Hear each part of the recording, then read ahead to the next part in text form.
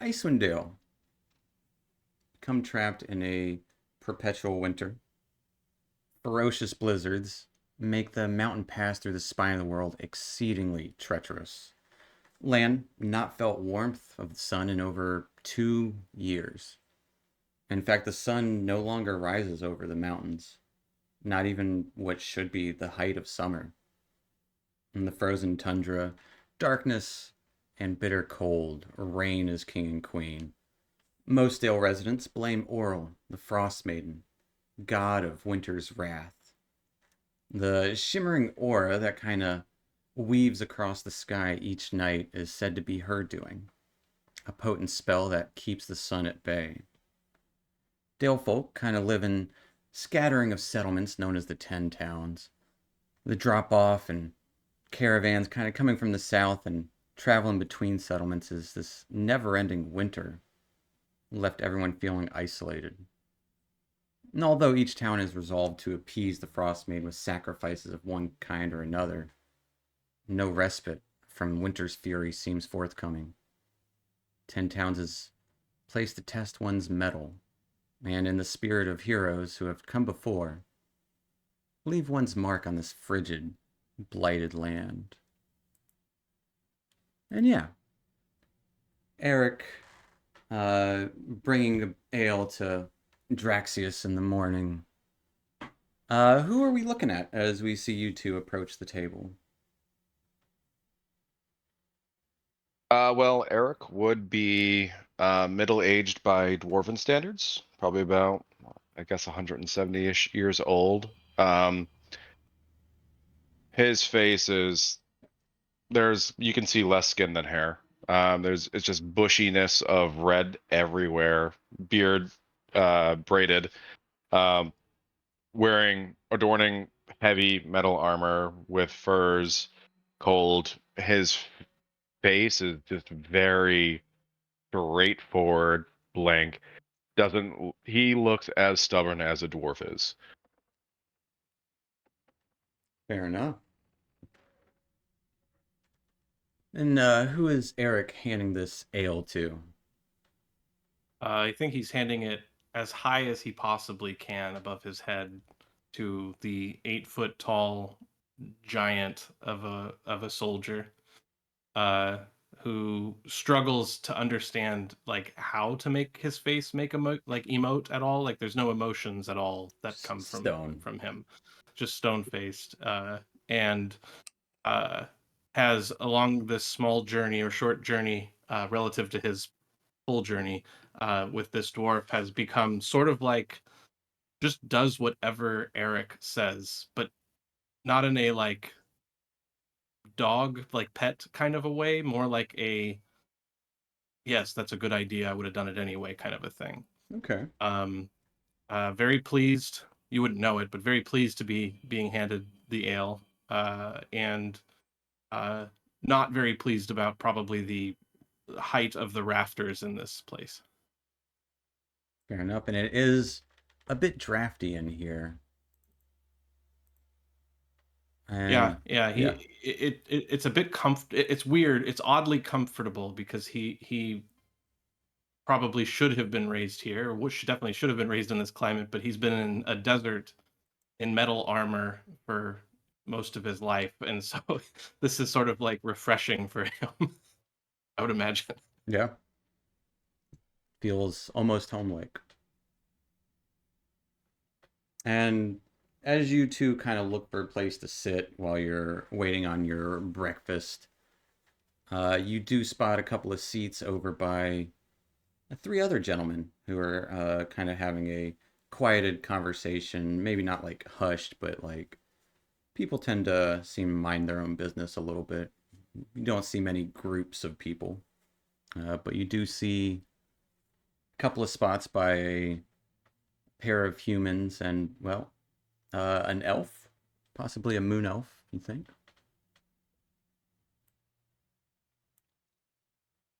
I think And before sitting down on on a far side of the bench, Draxius will go to the other side of that bench and he has a large two-handed maul, and he just like slams it on the side of it And then he goes to the other side to sit down so that he doesn't launch anybody into the air. Fair enough. As the Goliath sits down, one of your friends gets sick to his stomach from eating something, and quickly looks queasy and leaves half of his plate uneaten and takes off. You're not gonna finish. Yeah. Was it something I said? What did he order? I don't want any of that. I think we all get the same meal here. Mm. Your D20 finally came through. There you go. It was a 15. I see it. I was just testing it. But yeah, as one of these people gets up and leaves, looks like he was adding some old roots left over from his farm, which Nikvelm and Sevrrej would know that he used to have a farm, but hasn't grown anything since this winter. So it looks like he was adding some old roots onto his porridge. Didn't do that. That's way too past their date. As he bolts out the door. There's a couple other figures in this tavern. Early-ish morning, but it is still dark outside at this point of the day.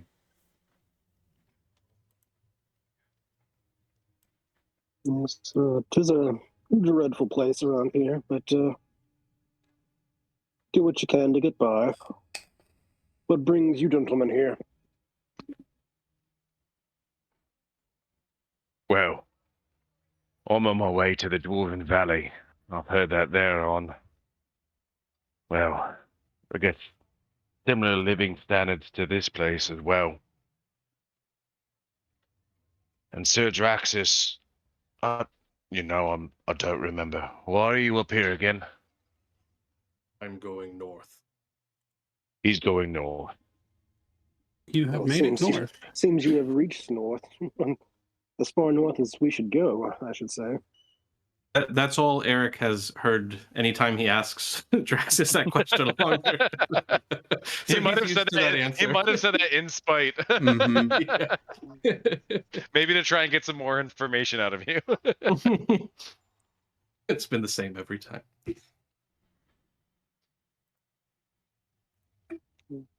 Yeah, well, I haven't been here that long myself, but,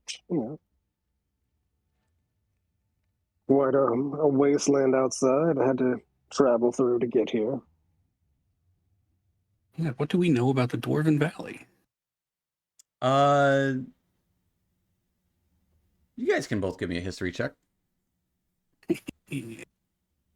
for what you would know. Oof, there's dwarves there. There may be dwarves there. The Tropical oasis. Nikvelm would be familiar with the dwarves, especially dealing with iron in the space. In fact, the Black Iron Blades is ran by a dwarf from the Dwarven Valley.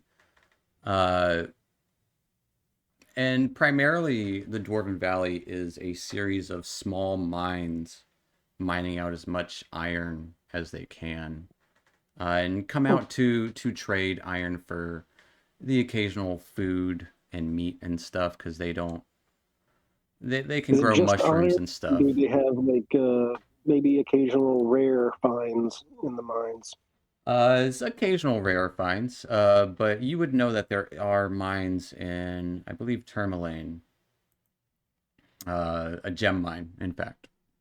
So the mines are not uncommon, but the Dwarven Valley is like pretty much a mini Grand Canyon of smaller caves in the side of the canyons, and it sits at the base of Kelvin's Cairn, which is the tallest peak and it's kind of like a lonely mountain in the middle of all this vast ice.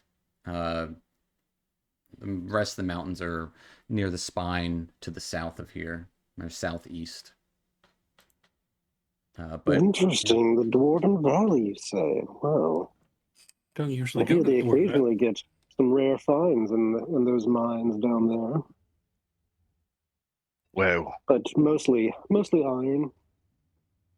it is a dwarven valley, so you can expect there to be rare finds.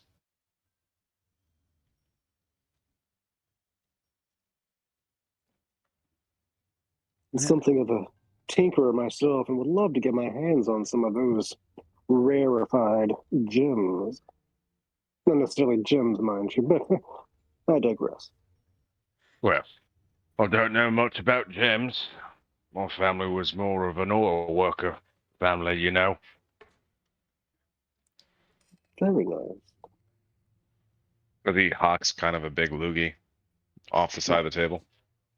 It just, they're rough and tumble. What was that? Oh, nothing.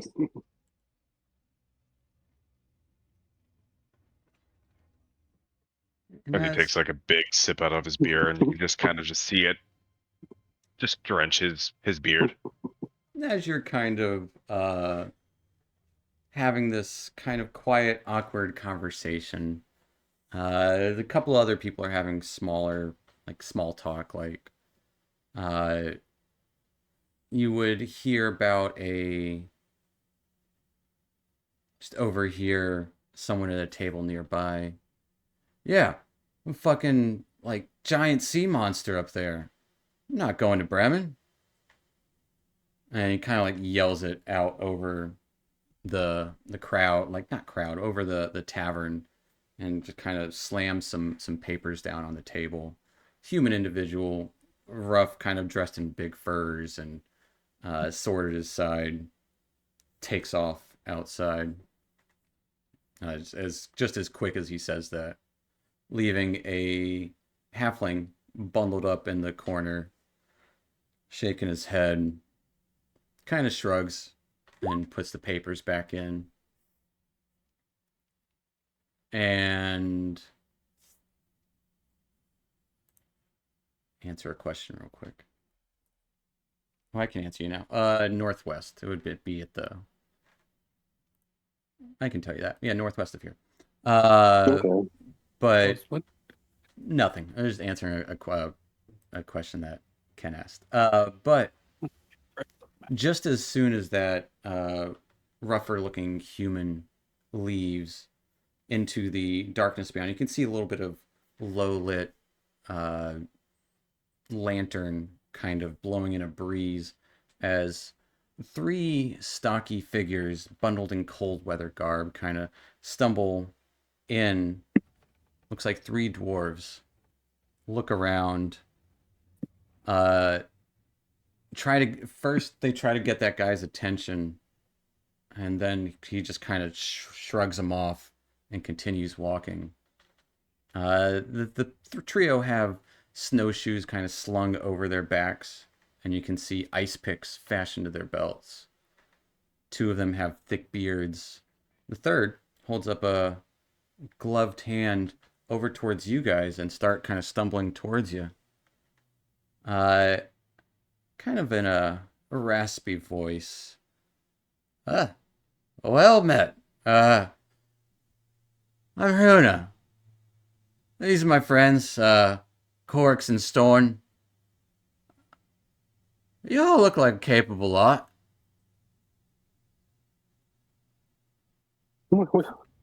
Fancy some Indeed, coin? sir. And this is a female dwarf, actually. Their name was Oherna. Hruna. Hruna. Hruna. Oh, Haruna. Okay. Hruna. Depends on what I would have to do for this coin and how much it would be. Well, I could tell you.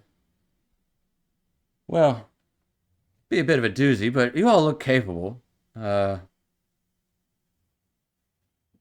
see you got a fellow dwarf with you. That speaks volumes in I'm not itself. a dwarf. No, the smaller one. I'm not a dwarf. Yes. Are you from the Dwarven Valley? Yeah, we just came up from there. I had a lot of ore we were bringing to Black Blades here in town. Good work there. Oh, Yeah. oh, well, I mean, well, perhaps I could help you with your endeavors, and you could maybe be a guide for me to the Dwarven Valley. Uh, uh, well, we need the orb. I don't mean to intrude your breakfast, but I see the big man there, and, well, a dwarf, and I just assume, uh, you got a big weapon. Anyways, as I was saying, we're actually survivors of a group, tasked with delivering some iron ingots, here at Bryn Shander. Well, there's a bit of a blizzard a couple hours ago. Well, wouldn't you know it, a Yeti surprised us and, well, killed at least, yeah, Ubok, and we kind of fled, as you know, Yetis and stuff. But it looked like he was tearing him limb from limb. As Yetis do. As Yetis, exactly. I used to be called Yeti when I was young. I've never seen a Yeti. I'd like to see one. Oh, no, I bet No. you wouldn't. Don't think you would. We'll Sure. get Oh. frostbit, and you can see the other two dwarves are clearly missing many fingers to frostbite. I think together the other two have a total of 14 fingers. One of them has 8 and the other has 6 fingers. Is that what the Yeti did to you? As you kind of like ask one of them, just kind of stares off into silence, looking down. And you can see actually his mustache was kind of covering it as he pulls down his scarf. He actually has lost his nose, as it's been kind of Voldemort-esque looking nose. It's kind of chopped off essentially. And the other one keeps kind of glancing outside nervously.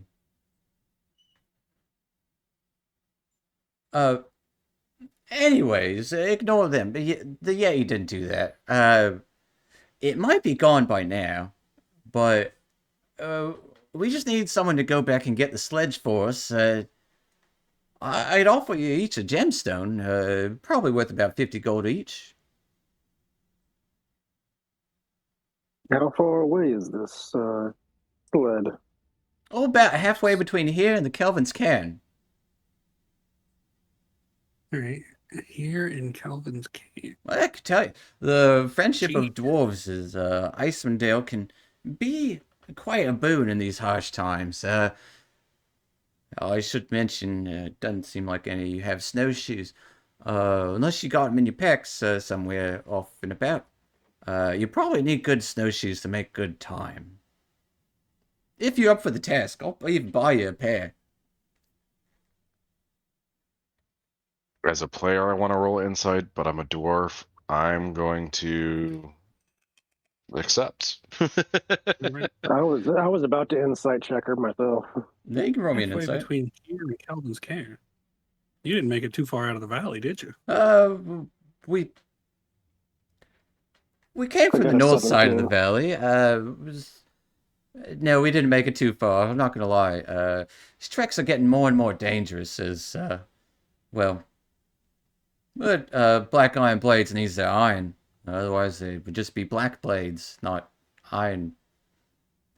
Little joke. And with a 17 insight, she seems earnest. And you can see kind of a sealskin pouch at her side that she kind of jingles a little bit ever so lightly as she talks about the gems. But she seems earnest and honestly looking at the state of the other two, they seem very, one of them seems frightened, like he's like keeps looking out the door like maybe the Yeti's about to come out him at right now in the middle of town. And the other one's just kind of giving a blank stare and eyeing the warm food at the table. Really, the only one who seems to have any gumption would be Haruna. But she seems like she kind of wants to give these guys a break. Well, Miss Haruna, are you going to be leading us there? Think about beef from the weather. It's kind of, well, I saw it big, strong, and these lots should be able to handle it, right? Well, I mean, if we go out there on our own, how are we going to know where to look for it exactly? I mean, is it along the path, or did you get lost in the blizzard and go veer off of it? No path. But if you go straight towards Kelvin's cairn, you'll get there. So it should be along the path. Well, yeah, no path. Most paths are covered these days, anyways. Precisely. So we could be out there for days searching for this sled. Well, hopefully not. It should just be a few hours. Straight shot. We didn't turn or nothing. How long did it take you to get here from there?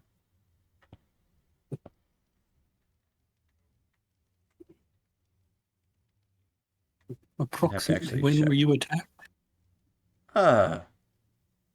Time's hard to tell these nights. I'd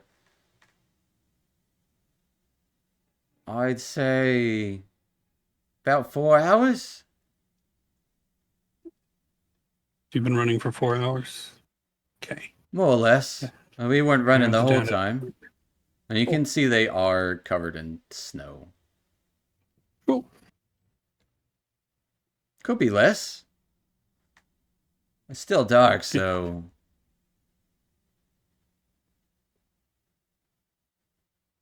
Right. So, Yeti attacked your sled of iron? Yeah, You three got sledge away. carrying iron, yeah. Well, hauling the sledge would have taken... Oh, Yeti would have gotten us all. Very well. Let's draw up the contract. Contract? Yes, you requested work from me, and to make sure that we get paid upon delivery of the goods. All right. You got some paper. Can I have some paper, Stephen? Sure, you can have like a napkin. All right, yeah. Yeah, I'll take the bar napkin and just draw up. Nikvelm Fin Minzit. And your name is Haruna. Do you have a surname? Hoon is fine. We don't need to bring names and the last names, clan names and all that. Very well, Haruna of the Dwarven Valley. We shall deliver the sledge of iron and be paid in gemstones worth approximately 50 gold apiece. 50 gold apiece, yes. Yes. Got one for each of you. And if you would sign your mark. Kind of looks at you a little funny. Draws a little, like, she'll take your charcoal that you're writing with and just, like, scribbles, like, a symbol. Yep. Like a dwarven H, essentially. I can read and speak Dwarven, so I would know that for Dwarven symbol. It's just written it out. Okay, fair enough. Yeah, I could have written it out in Dwarven as well. She doesn't seem the most learned. She knows H. That's fair. All right, very well. This will do, and I will fold it up, and in my pocket it goes. And when we return with your goods, we'll receive payment. All right. Yeah, you four should be able enough to carry it. A big guy himself could probably haul it himself. And where shall we find you upon our return? At the inn Or do you Oh. have a location? We'll be staying here, but the iron's got to go to Black Iron Blades, so just down the road. Very well.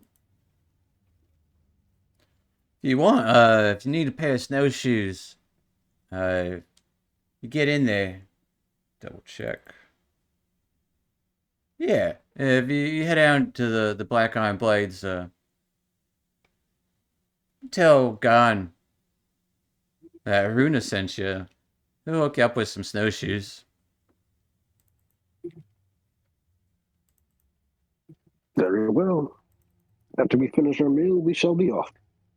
Assuming you gentlemen agree. I mean, I know Mr. Eric has already agreed. As you see Eric polish off the rest of his ale, and he wipes off like the spittle from his beard. One question though: Yeah. what is a yeti? Oh, it's like a big creature made of snow and fur. Got horns the size of your asshole. Sounds like a regular Saturday. Why would they have called me that? You are quite a large gentleman, Sir Draxus. I imagine I imagine the Yeti is about the same height as you. No, Roughly. probably about twice. Oh, even taller than Sir Draxus. Yeah, I'd wager he's got at least 3 stones on him, maybe 4. Now I must see this creature. All right.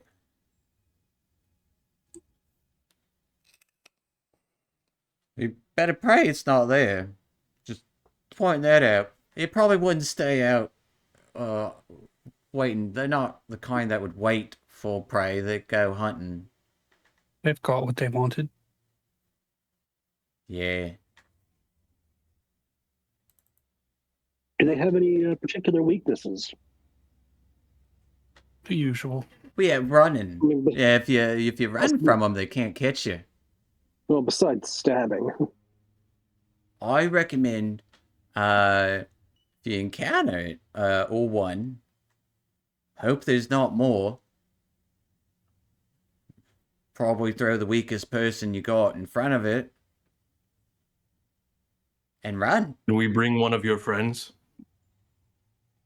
And they both like, the quiet one just walks away. I think we have a get volunteer. Get us a room. What? No, no. We're not. We're hiring you to get us the iron. Right. Couple hours in, a couple more hours back. The Yeti should not be there anymore. I'd wager not. What were you using to pull the sled? Rope. Just manpower or dwarven power, I should say. Yeah. It's good as any. No, definitely. Just I didn't know if you had draft horses that were killed or anything like that. Good luck getting a horse up here. You know, some of the mines might be well-to-do and have found a way. I might be able to rent you. You guys might be able to rent out a dog sled. Might cost one of your gems though.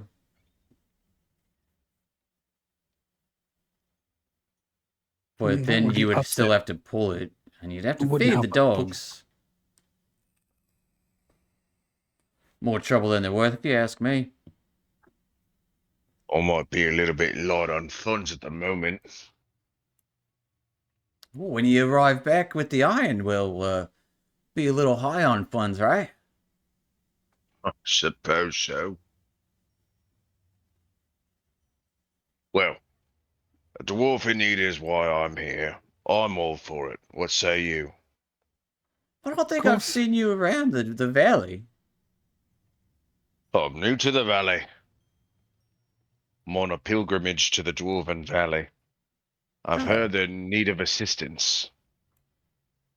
Oh, ain't we all? Bit cold. Yeah, noticed. It's the first thing I've noticed. Cold above the earth doesn't sit right with me. Why? If you bring back the iron, I'll definitely put in a good word for you with the rest of my clan. Well, all the more reason for me. What say you? Would like to see the Yeti. I'm hoping we don't see the Yeti, but get prepared. What time? Let's see. It's still morning? It's We're still eating morning. breakfast. It's like 8 o'clock in the morning, so it is still dark out. All right. We need to leave soon if we want to be back before dark.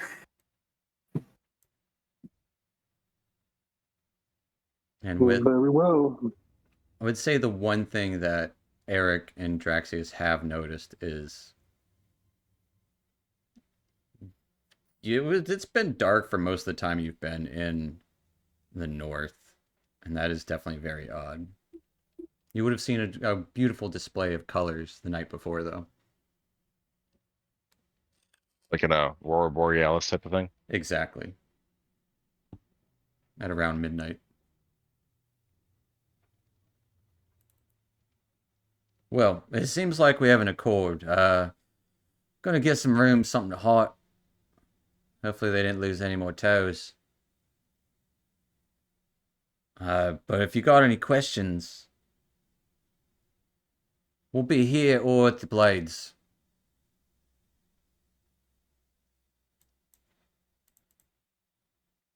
And the blades are all that way. Right. Well, Black Iron Blades, a little bit south of town, the southern side of town, I think. Let me actually double check the map. In fact, I can While even you're just... double checking, did they say they were going to provide us with snowshoes or recommend that we get them? Recommend you get them, and if you go to Black Iron Blades beforehand, they will... I can probably rent some snowshoes. They just tell them that she sent you, and he'd give you some. Mm.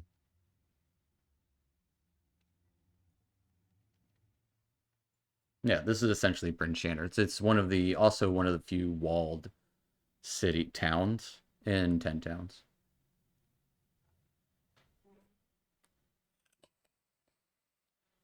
And she kind of gives you all a nod and, well, let me know. Signed a contract now. And kind of points to Nikvelm and kind of heads over to the You did. bar. Leaving you four to yourselves as the other dwarf quickly glances towards you guys and then back towards the door. I reckon it's still out there. Hunting. Killing. Come at you when you least expect it. As white as the snow that falls on the ground. Breathing ice like you've never seen. Freezing you in place. Excellent. That's quite right. Some creatures are very hungry. Wouldn't think it'd be able to fly in a blizzard, but it can. Okay. The Yeti can fly? I don't believe you fought a Yeti. Worse. Worse than a Yeti. Dragons. And he kind of glances back outside. I'm sorry, you fought a dragon? Wouldn't fight a dragon. Barely will be able to survive. Excuse me, Haruna. This gentleman is saying you found a dragon? No, we didn't fight a dragon. What are you telling them? It's out there still. No. Stone. Wait. He's just a bit nervous. Of course there's dragons about, but they're not about the towns. They're gonna find a way. Gonna make it all icy before they chomp you up.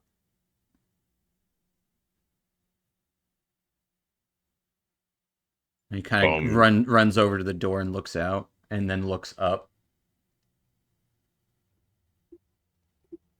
I think then- your friend might need a nail. Oh, I think we all need nail. Tell you what, when you come back, next round's on me, eh? I will hold you to it. As Storn kind of looks out the door one last time before running up to the other guy, Corks, and quickly sips on an ale that he has ordered for him at the counter. And Hruna, and she'll take them three as they kind of head upstairs to the rooms.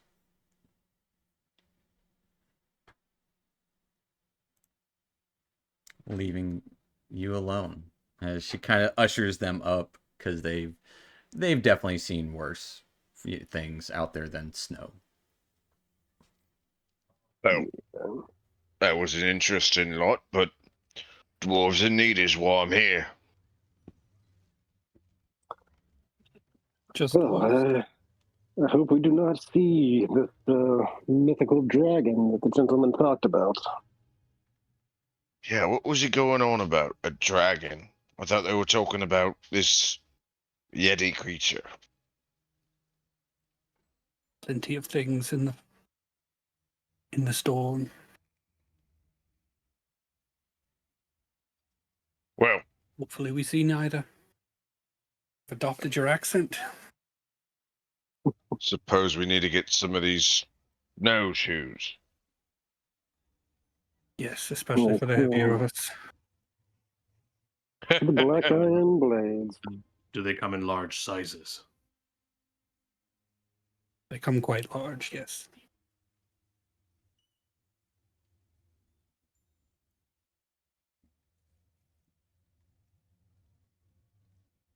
Okay, I think we finish up our meal and head to the Black Iron Blades. Yep. All right. Heading out of the north look, just going down kind of the main thoroughfare there, to the Black Iron Blades. And you can see it, even though it is cold and dark out, you can see the embers of the forge kind of burning from down the street, as it's a combination shop and smithy at the north of the kind of town square there. But touted as the cheapest blades in 10 towns. Not necessarily like the cheapest price, not necessarily the worst blades, but you know what I mean. But you do, when you arrive, you do see a shield dwarf there, still bundled in kind of a lighter jacket. Like he's got layers, but he does have kind of the smith's apron on. A shorter kind of beard and kind of tight bandana on top. And he's got kind of a cigar sticking out of the side of his face. And he's kind of looking over his wares at the moment, kind of deciding on what he's about to work on. Looks at you guys as you approach. Hi. Hey. You looking for some cheap blades? You smell that? Smells like iron being cast. The sweetest smell there is. Aye. Aye, it is. Eric Stoneforge. Pleasure to meet you. Well, he'll kind of hold out his arm for you. Gone the hammer. Gone the hammer. Strong dwarven name. Strongest there is. but also, as I said, the cheapest blades in all the tin towns. Well, I believe we're good up on weapons at the moment, but one Haruna has enlisted our help in retrieving some iron for your forge, good sir. And Oh, she lost it just, again? well, it seems they were attacked upon the road, or the path, or not path, but anyway, this heading this direction. Well, that's the second And, time this moon. Well, she suggested we come by and speak to you about getting some snowshoes for venturing forth. Oh, snowshoes. We want to see my sister Elsa inside. Very well. I guess if Haruna sent you, tell her to give you the full rundown of what do you need. She'll help you out. If you could pick me up a pair of those snowshoes, that'd be great. I'd like to have a conversation with the hammer here about his forge. I suppose that'll be fine. I will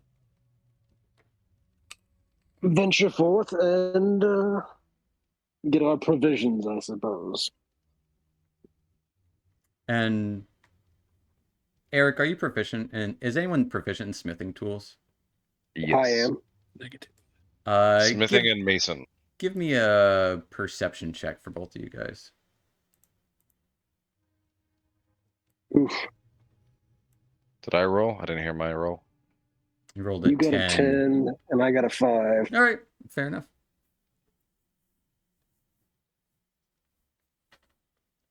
Fair enough. So Eric kind of stays back as the rest of you guys head inside.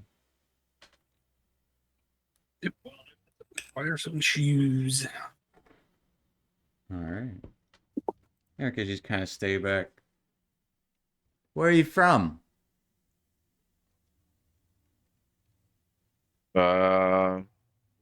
Where would be a good location? I'm not. You could be from like Mithril Hall or somewhere south of the Spine. From the Mithril Hall. Oh.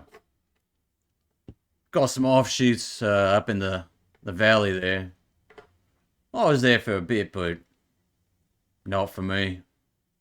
Needed the fresh air. What good that's You doing. You call this fresh, I call this frigid. Gotten more so in the last couple years. Bit darker too. Stay close to the forge and you stay nice and warm. That's a good mentality to have.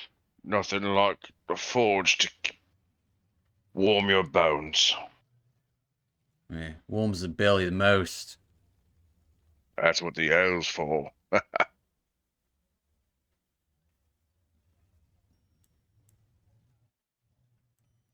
As you're chatting it up with Garn the Hammer, the other three of you kind of head inside to a humble hodgepodge of a general store, essentially. You can see rope and pretty much any adventuring gear you could or would need. You see what look to be kind of like tennis racket, like snowshoes around, as well as like ice picks, a lot of like fur coats for everyone, piles of rations, and crampons, which are kind of like clip-on ice spikes for your feet. And you would see a dwarven woman kind of doing her best to organize, but it does seem a little haphazard. Definitely got like a 5 o'clock shadow going for her, but blonde hair pulled back in a kind of loosely braided ponytail. Hi, morning. Good morning, madam. Gon sent us in here and said you would give us a rundown. Oh, my apologies. Haruna sent us to acquire snowshoes and provisions because she has arranged for us to go and find a sled of iron for you.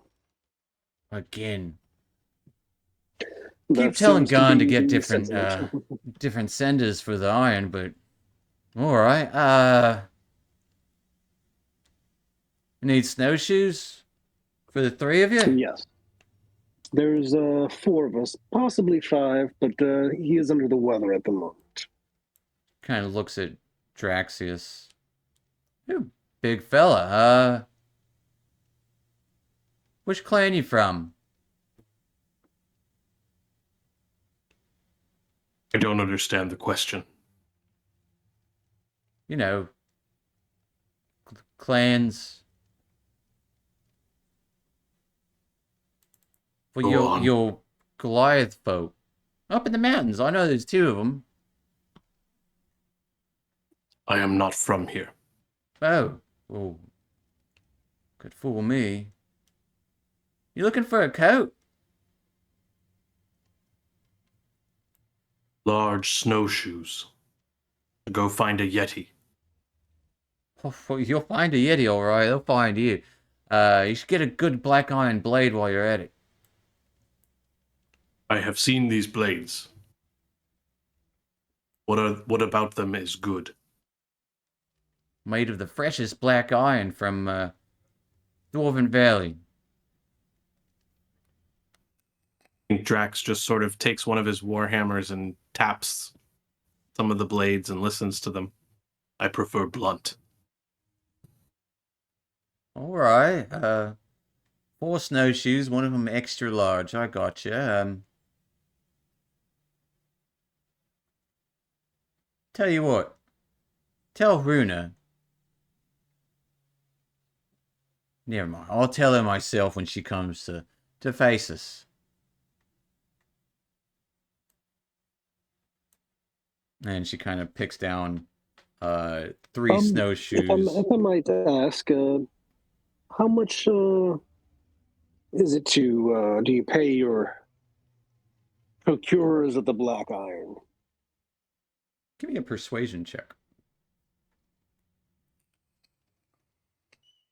So I need to know basis. Well, for the future, if you don't need Haruna anymore, and we would like to pick up where she leaves off, so to speak, what would you be willing to pay the 4 of us?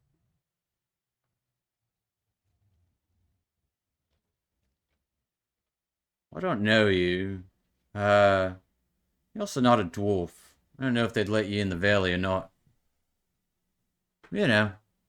I'm going to speak to her in Dwarvish. I'm going to, believe me, madam, I can, it's still very proper. Mm-hmm. I will ingratiate myself to the dwarven kind. She'll kind of switch to Dwarven too.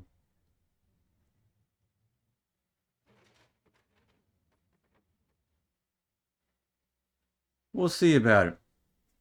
Yes, I'm also quite I'm a learned individual, and I'm quite familiar with the smithy, as it would be.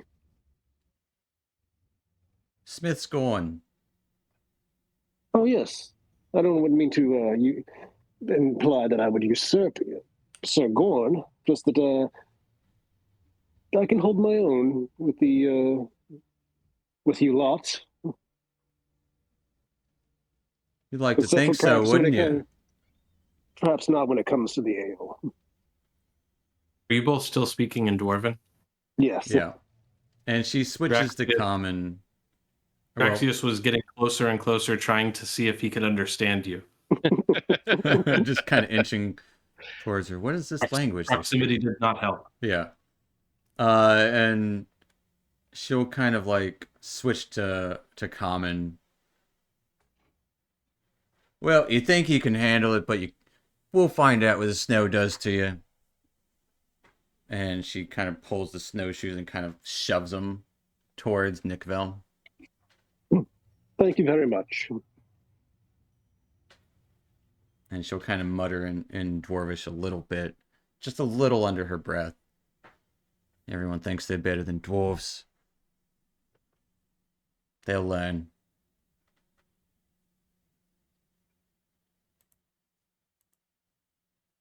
Well, and it kind of common again. If you want to actually buy something, let us know.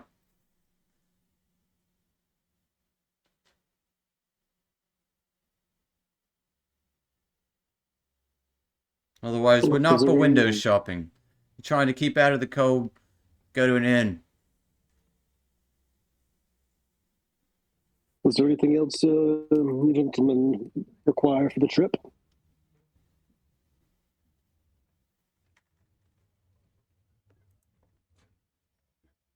No.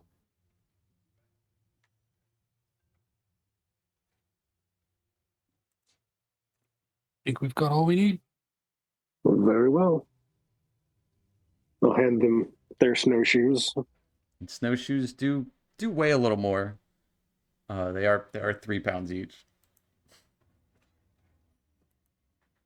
but they do reduce the likelihood that you get stuck in snow.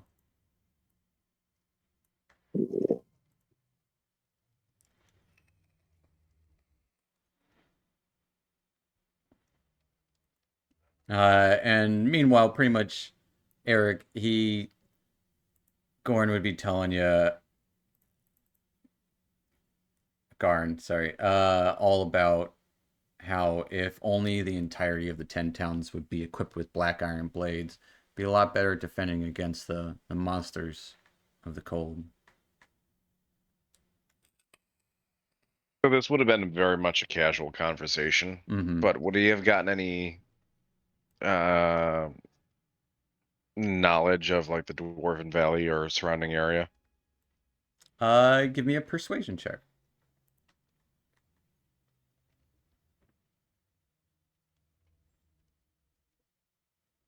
An 8. I think the only thing he would tell you is that there's a meadery over in, find out which.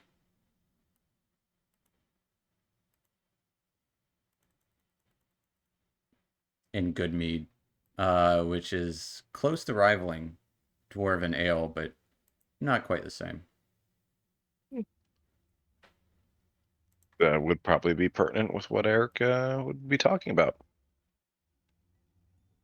So Talking that's about ale probably and everything stuff, that yeah. he'd be. Yep.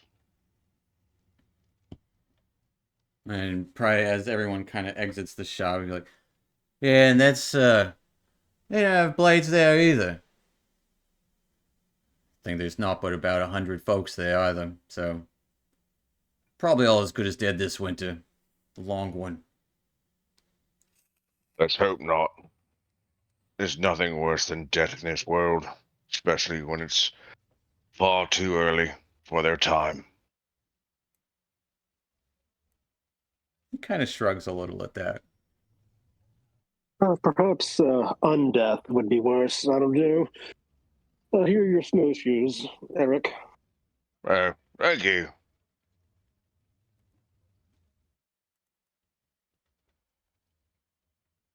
Well, looks like you lot got what you needed. If you ever come for a real blade, let us know. Aye.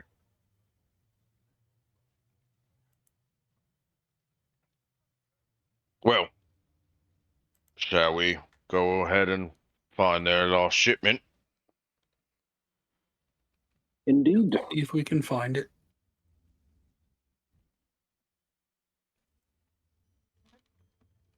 So, heading towards probably the either northern gate or eastern gate, you would be stopped by fur-dressed kind of guards carrying spears as they man the gate there. It's just a large wooden wall covered in snow as the snow is falling. It's not heavy blizzard right now, but it is snow and it is dark. Occasional lanterns to help guide your way throughout the town.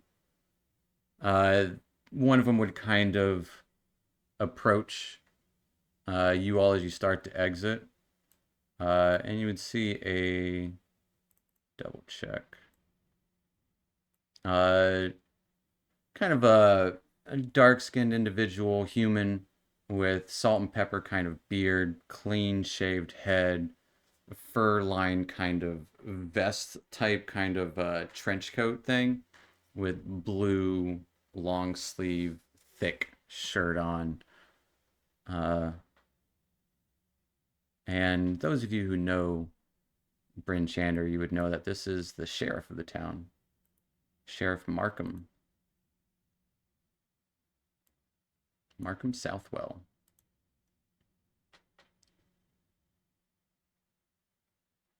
You all out trying to leave town, huh? You got a job to do, Sheriff. Planning on coming back? Yes, but just in case things don't go as planned, please remove my name from the list. Nikvelm, Van Minzit. Yeah, I've seen you around. Kind of hard to miss. Rest of your name so I can take it off the list, just in case you are gone 19 days. We would have given our names since we just You spoke. would have given your names when you arrived, yeah.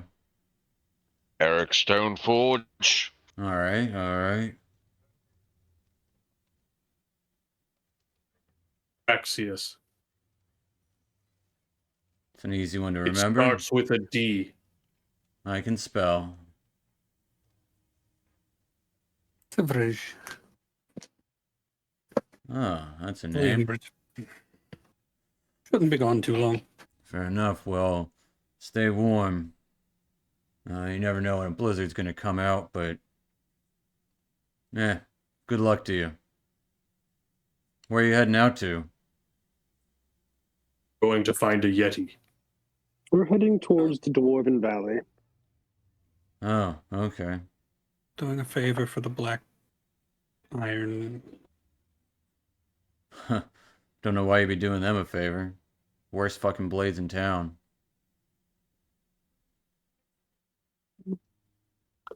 It still pays. I mean, everyone has to eat. Yeah, but I wouldn't equip any of my men with any of their weapons. Always breaks. Which smithy do you use? We get ours shipped in from over in East Haven. I got a much better smith there.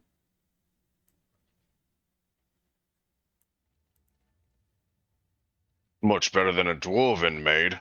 Don't have anything wrong against the dwarven made stuff, just The black iron blades just seem to crumble. I think there's too many impurities in their iron. I'm not a smith myself, but bought one once. That was about a few years back. Broke on some guy's armor. Well, long story short, I ended up getting a blade in me. We'll have to take a look at their wares next time we're there. I didn't get around to it. Just skip it. Not worth your trouble. Better yet, go to Tourmaline. They got minds of their own up there. Don't know how good they're doing right now, but I was going to ask, where does the East Haven blacksmith get his iron from? no, a lot of it does come from the valley, but a little bit of an extra charge for it. It does, take some doing to work out impurities in any material. And we used to get more shipments from down south, but the spine's been near impassable lately. I think the last caravan last night and before that was probably about a few months ago.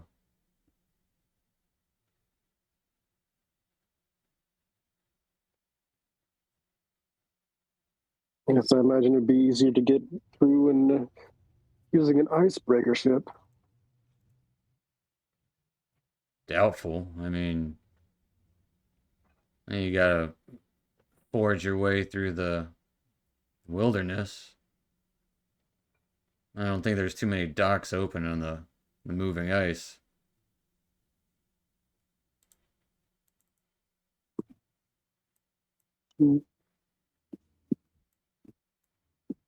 Well, we shall be off and hopefully see you this evening. Yeah, don't let me keep you. I just gotta check the names off the list just in case. You all be safe out there. Say you're going after a Yeti. No. Hopefully not. Wouldn't expect to see you back.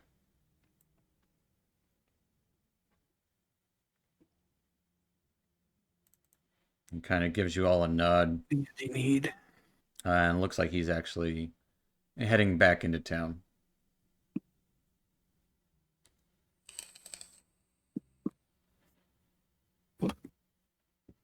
As you all start heading out, leaving a pair of guards there, give you a nod as you leave as well.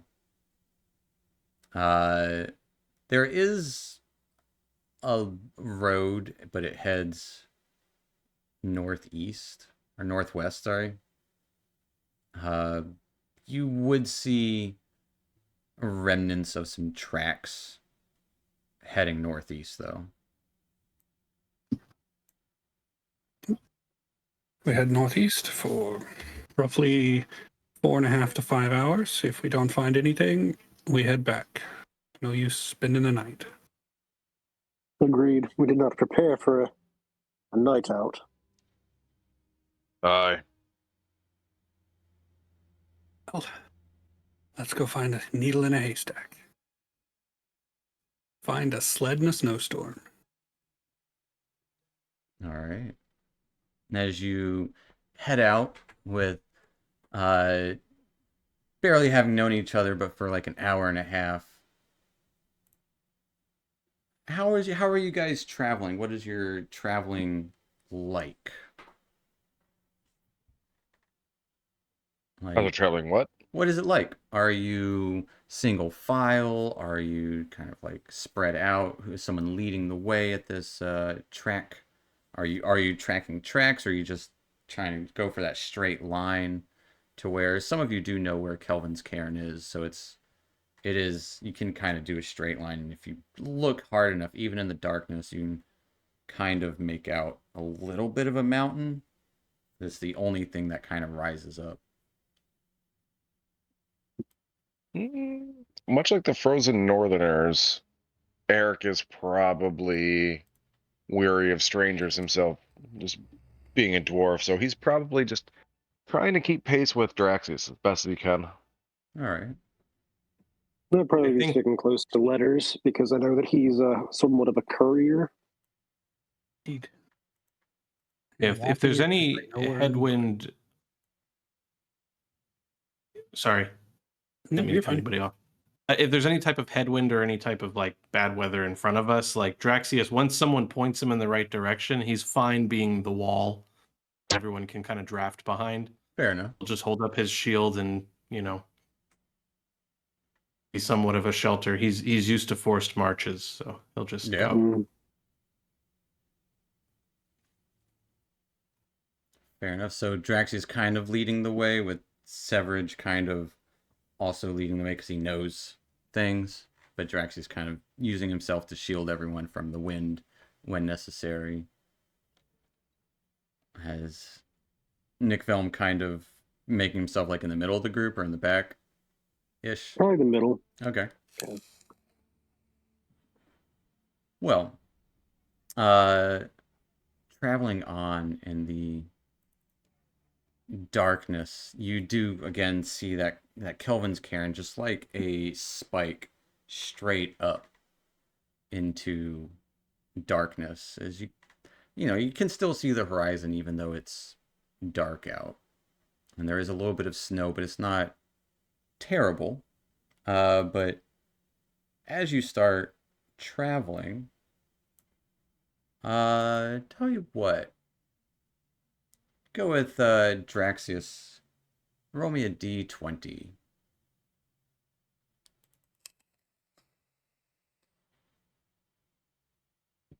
12. Go ahead and roll me 2d4.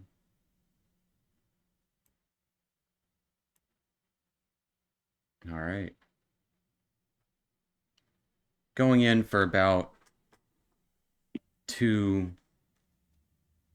hours, maybe 4 hours, as you feel like you might be getting close to the spot, unsure. Without much warning, the winds do suddenly shift and change as a blizzard descends upon you, reducing visibility to 20 feet at maximum.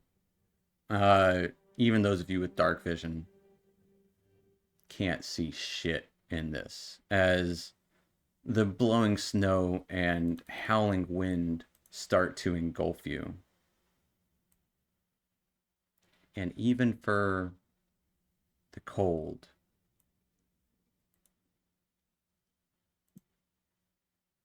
it is this sudden shift in from going, it's like going from negative 15 degrees to a quick shift as soon as that wind hits you. It's like negative 80, negative 85 degrees. And it is tumultuous as a blizzard is raging on you with no warning at all. What are you guys doing? You're about 3.5 hours out. Maybe we should find some shelter.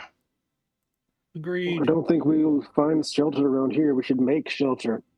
Correct. Or can I make a... What do I know? I mean, I know we're kind of in the middle of nowhere necessarily. Do I have any idea where the terrain might shift, where we can get some... Try and find some like rock cover or something. Some wind blockage? Yeah, give me a survival check. My favorite. Go dice. All right, with a 9. You don't usually travel off the trails, especially heading to the Dwarven Valley, because you've never been to the Dwarven Valley. Right. Usually if you might have been to Kelvin's Cairn once or twice, but it would have been going through either Caer Konig or Tourmaline. Going up here, all you can kind of see, you might see some hills, but it's, again, visibility is low. And with a 9, best bet might be if you have a tent, stoke up. Can I dig in the snow and try to make like almost like an igloo style thing? Like, yeah. I've got like a hand axe and a shield if I need to use those. Like, So you guys trying to hunker down? make an improvised shelter. Get our own shelter. All right. Tell you what about as Nikvelm starts to try to make an improvised shelter out of the snow here, maybe a few blown in twigs and sticks. What are Draxius and Eric doing? As this is your first full-blown winter up, or full-blown blizzard up here. I think he'd be clueless, to be honest. I think he'd be trying to be helping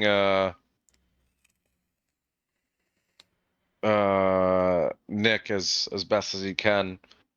Maybe using his lamp as some sort of warmth and firelight. Okay. What about Draxius? What's Draxius doing? Yeah, I think inside his armor, he feels like more comfortable, and things are not horrible Mm-hmm. in that sense. It's Yeah. odd because he's not used to this as an extreme, but he's also like not used to taking care of himself in this weather. So like I don't know how he's doing with like his equipment and his gear and the moisture and all that stuff. Yeah. Maybe it's not that moist actually yet, since it's still so frozen. Yeah, your gear is But, much more frozen than you feel. Yeah. Yeah. Yeah. I think he's just adapting. I mean, basically he waits until anybody says they need anything and then just immediately hops to All right. to help if there's anything that needs to be, tightened, or ropes that need to be strung up somewhere, he's helping in that sense. He's definitely not very alert to like the surroundings. He's not, like if anyone was sneaking up on them, he would have no clue. Fair enough. What is everyone's passive perception out of curiosity? Oh God. 13. 14.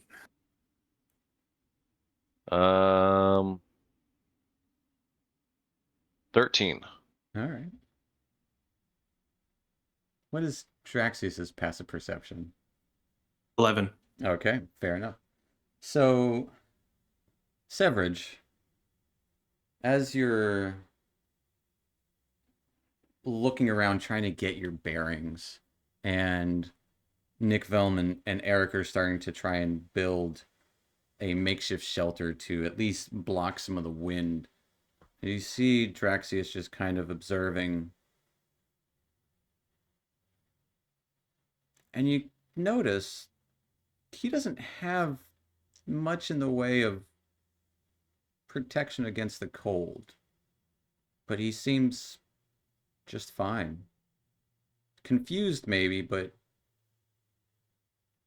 that's not even the right word for it, but he doesn't seem bothered. Doesn't know what he doesn't know. Doesn't seem bothered by this tumultuous blizzard as it rages all around you. And I will say, Nikvelm and Eric, go ahead and give me a survival check to try and give me trying to make at least the small part of a shelter to at least block a little bit of wind.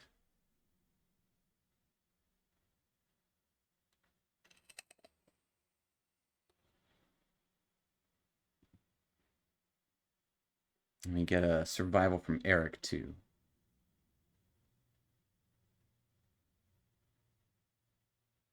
All right, 2 12s. As you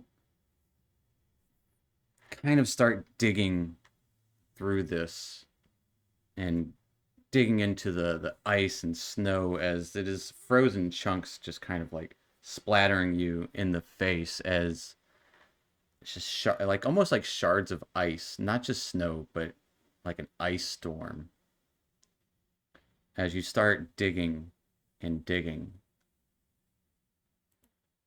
and even through your cold weather clothing,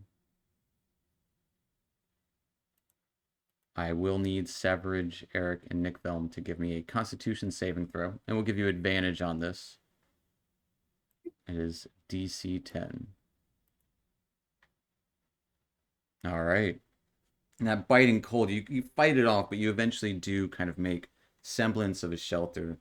It's not the warmest, but kind of as you all start to huddle around this lantern, no hope of making a fire aside from the lantern light.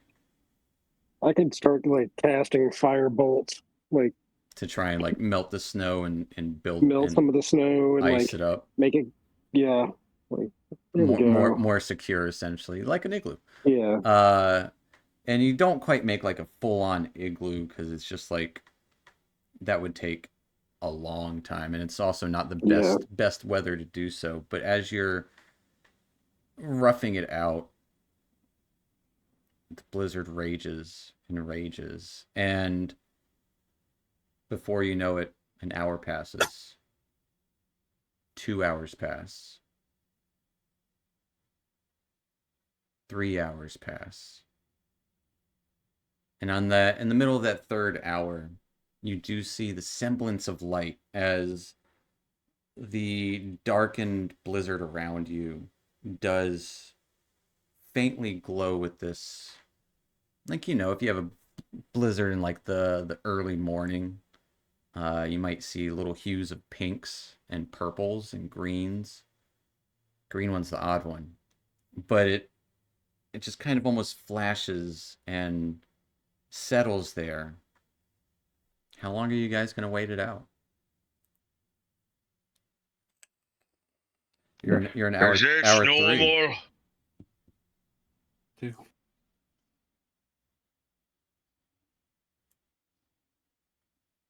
Safe to travel in. I'd rather not get lost trying to travel back.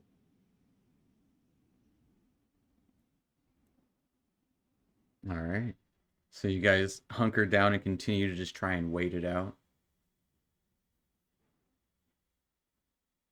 That's my suggestion. I mean, I would be probably taking keys from what I think to be The natives. locals, yeah.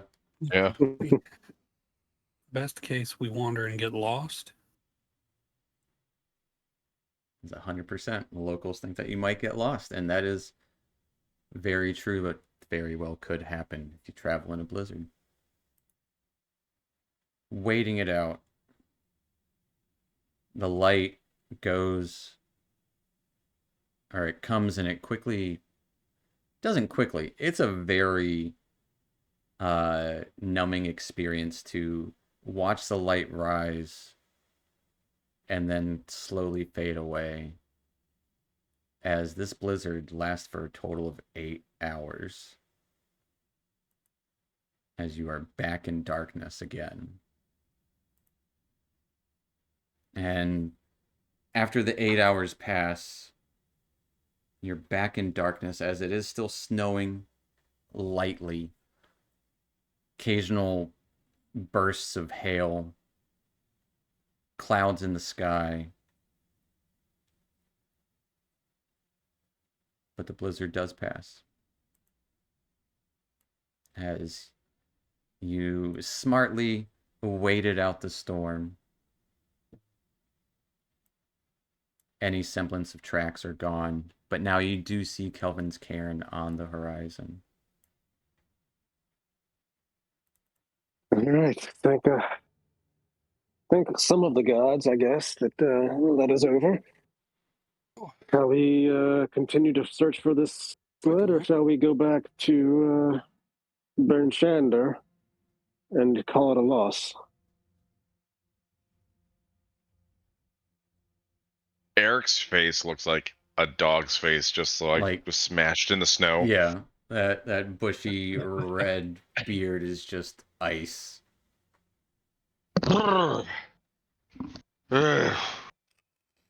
Let's we have to help the dwarves. Let's continue the mission. Very well. We'll give it some time. All right, so you continue your path. Yeah, Draxius just gets up and starts tearing everything down and putting it back where it was. All right. Before we go. Fair enough. As you start making your way once again, you know what? I'm going to give everyone inspiration, because waiting. I know you humans already have it. You sure? But I am going to give everyone inspiration for waiting. Given it a while ago. Waiting it out for the blizzard. I mean, would I have it? Because I'm not technically a human. No, you wouldn't. I was gonna say. You're more elven than human, but yeah, giving you all inspiration for doing the smart thing and just waiting it out. But continuing onward, even though those 2d4, that's what made the 8 hours of blizzard back into darkness. And is Eric traveling with his lantern lit? So I think so. Otherwise, Sevrrej and Draxius can't see. Can't see well. Well, I mean, I can if he has it lit, I'll say, Mr. Eric, if you don't want to waste so much oil, allow me, and I'm gonna bring out my tinker's tools, and I will let it shed a bright light for 5-foot radius, making it a magical object. All right. What are you making a magical object? His lantern Oh, itself. you're just kind of like imbuing his lantern. What does that look like as you what do you I do would to it? I'd bring out my tools and like I've got like this thing that I'm like, all right, let's see if I just turn this knob a little bit more and kind of like imbue some of my own like magical essence into the wick itself, Okay. so that it lights up and then it'll maybe be brightened by the glass around the lantern. It's not too bright, but it is Yeah, still 5 feet. It's not. it's a little better than normal. Yeah, Fair enough. Does it glow the similar like flame color? I would have it do kind of a like a mixture of orange and greenish, flow Okay. back and forth, Fair enough.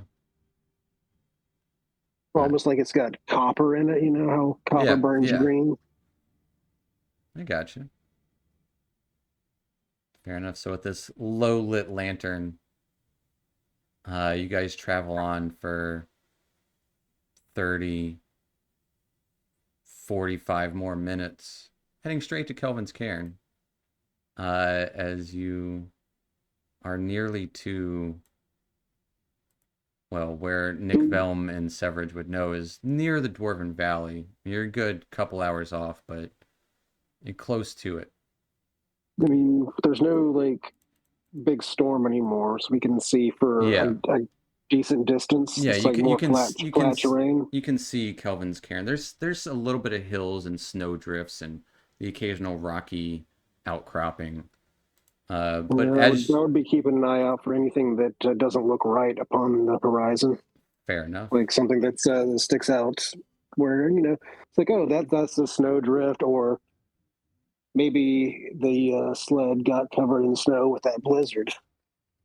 Well, as you're keeping an eye out, you all do crest a snow-covered ridge and see what looks to be a frozen, dismembered corpse in the gully in front of you. Snow covers some of the gory bits, but this headless torso and severed limbs are visible.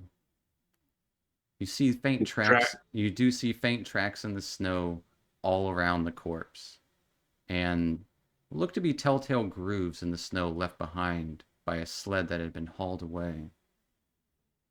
And as you arrive here, that'll be where we'll take our little 5-10 minute break. We're just about to be like, I need to investigate this, see if he was beheaded by a sword or by a Gitte. Dwarven body? We'll let you check it out when we come back. Oh. Indeed. Yeah, so, last we left off, you guys waited out a blizzard looking for this iron ingot sled, and came upon, as you came over a small snow-covered ridge, saw what looked to be remnants of a body frozen in the snow, covered in snow as well, and actually telltale grooves in the snow of looked to be a sled hauled away. Which way are the grooves going?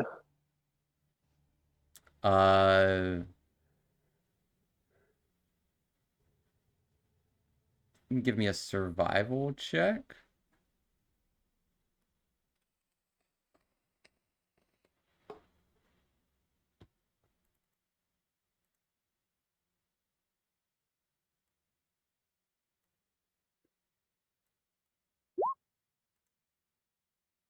Nat 20.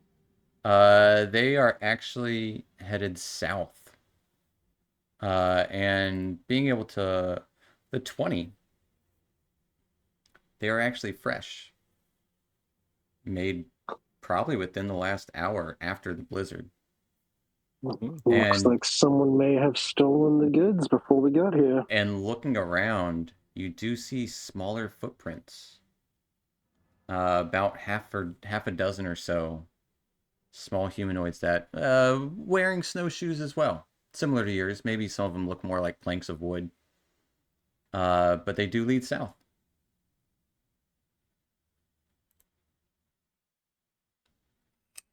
Can I Eric's not even determine moving. how this guy was killed? Yeah, that's where Eric's focus is. All right. Eric, looking around, this is a dwarven body. Arms missing. Looks like his internal organs, if you start, moving the snow around, most of his internal organs are also missing. And no head in sight. You don't see any tracks of the dwarf or whatever scuffle happened here. And no tracks by a supposed Yeti.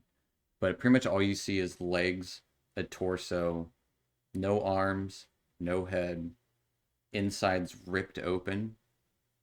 Some of the snow would be red under there. And a lot of his internal organs are missing. Does this look like a massacre or 100%. Okay. Is this consistent with a Yeti attack? Do Yetis eat internal organs? Probably. You can give me a survival check on that. Or is this a secondhand attack where wolves Or came nature, in and got the... Give me I guess it would be nature technically, but hey, you rolled pretty good. You still rolled a 17 plus only 1. plus 1 instead. Still an 18 on nature. The head thing's kind of weird. But you've heard of Yetis eating any parts of... Yetis eat? Got it. Yeah. Head's the one that's kind of throws you for a loop. That's not where you don't know what they're going to do with that, but... We didn't eat the head. I would say with an 18 nature too, Yetis aren't stupid. Nope. You would even know that they have their own language. Mm-hmm. A rough one, but language nonetheless.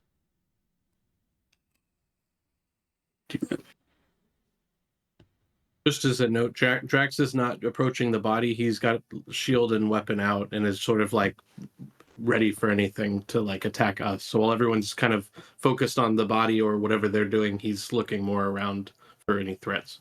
Fair enough. Seems like a still scene at the moment. Nothing oncoming. Light snow overhead, but Kelvin's cairn, this pointed mountain. It looks like it might have another peak on the halfway up, but there's still that one kind of like a pointed tooth going straight up.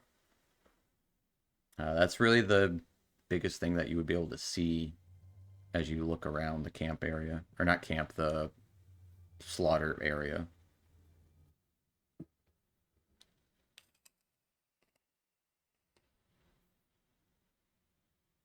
But yeah, that's what you see. They took the cart south. While everybody's kind of investigating, I think Eric's going to be kind of saying a prayer and burying the body the best that he can. Sure. The best you can hope for is bury it in snow. Yeah, and that's... The ground is frozen probably 3 feet under the snow here, so you can get it close to the ground, but getting into the dirt would be its own task. Yeah, and that's pretty much what he'd be doing, is just kind of burying it under the snow as best he can. All right. Doesn't take you too long because it's only about half of a body.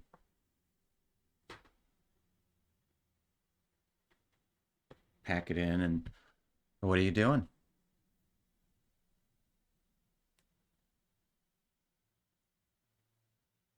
So, do we have a trail? Dude, to the south. With From what I understand, there's nothing south. So the dwarves didn't recover their own cart, so... About how many Scavengers. people do I think or humanoids have taken this cart? Half a dozen, about 6 6 small snowshoed feet. Mm. I can't move quickly. They're dragging a cart.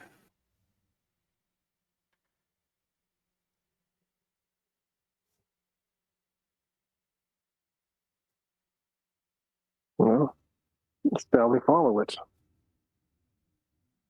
See who avenged the iron. It wasn't Yeti.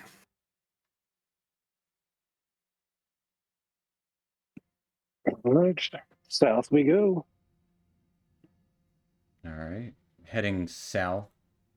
In your similar formation that you went, or is Nikvelm kind of leading the way? I mean, you found the tracks, but they are kind of obvious. Like, at least the cart tracks are obvious. The smaller snowshoe prints are less obvious, but to anyone who has any semblance of I would like to keep perception. track of the snowshoes in case some of them peeled off. Okay. Draxius turn. I was going to say Draxius turns real quick at the beginning of this and whispers to everybody, just in case you were wondering, I am not stealthy. Like literally, you're just hearing clang, clang, clang as you're just walking around. We'll continue to walk between this track and this track. All right. So as you... And I will flank and be somewhat stealthy. Fair enough. As you start making your way, following these tracks, heading south, which, to Sevrej's point, there isn't really anything south. At least not until you get to, like, Goodmead, but that's a good ways away. But, after about 20 or 30 minutes, do hear a little bit of noise up ahead. Over another kind of snow-covered ridge. And Nikvelm, give me a perception check.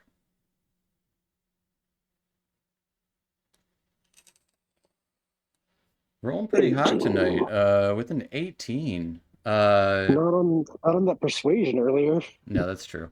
To be fair, you said you were on par with Dwarven Steel. Which, of course, you're not. No, but yeah, you know. I know, salesman. But as you're kind of making your way, you start to hear noises and look about. You can see up ahead, a little bit past your dark vision, some smaller figures. Creatures you've been following appear to be goblins, based on their stature at least. Kind of hard to tell, it's just like silhouettes almost. But you can hear all 6 of them groaning and grunting. And does anyone speak Goblin? Nope. Nope. No. All right. You can imagine what would be curses quite loudly as they haul this bulky sled. And Nikvelm, you're the first to see it, but quickly comes into view of everyone. As Nikvelm, you saw tracks of another cart, less sled-like, and large track marks in front of it of some beast. But you would all see what looks to be that they are hauling the sled towards a bulky 20-foot tall wagon that is parked in the snow. Harnessed to this conveyance are 2 roaring polar bears that don't look happy. You just hear the little roar. They're harnessed to the sled or to the 20-foot tall To the sled? 20-foot tall cart. It does have, for the most part, wheels. It's hard to, again, it's mostly the silhouette, but the bears, you can tell, are big polar bears. Well, I'm going to stop everybody and be like, well, it appears we have come across a group of goblins and large polar bears. I say we could easily dispatch these goblins, these ruffians. But the polar bears themselves, I do not know. Or what's in that carriage. It's quite large. What do I know about the goblins of this area? Give me a history check.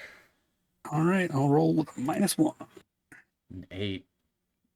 Not much. You know, they're not welcome in the 10 towns for the most part. Often just seen as savages and scavengers. And it kind of seems to fit the bill here. But usually They're lurking not in well organized. lurking like not near the 10 towns, so you would assume probably either near the mountains or especially if they're heading south. This big area in the middle that's not near anything else. Or maybe that. Where we are. All right.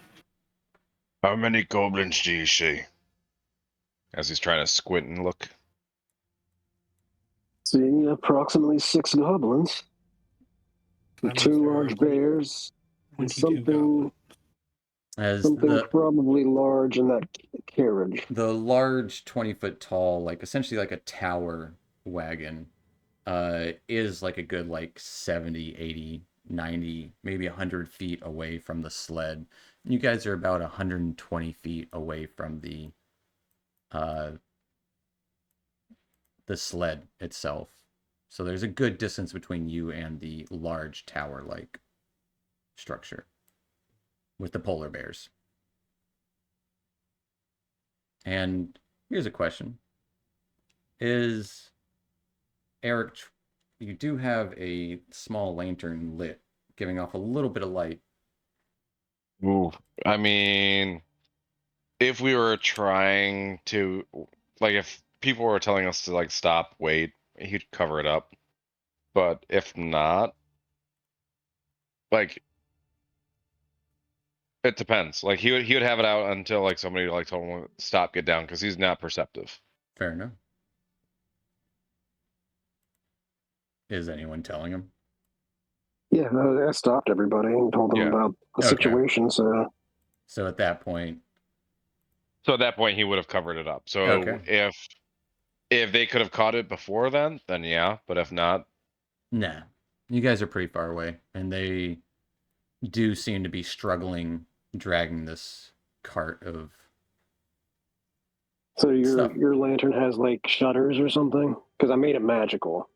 I mean, we can just And- cover and it I- with. yeah, it's he would just be like covering it up, like Yeah. Yeah, because I could with his body. turn off the magic if need be, just as by touching it.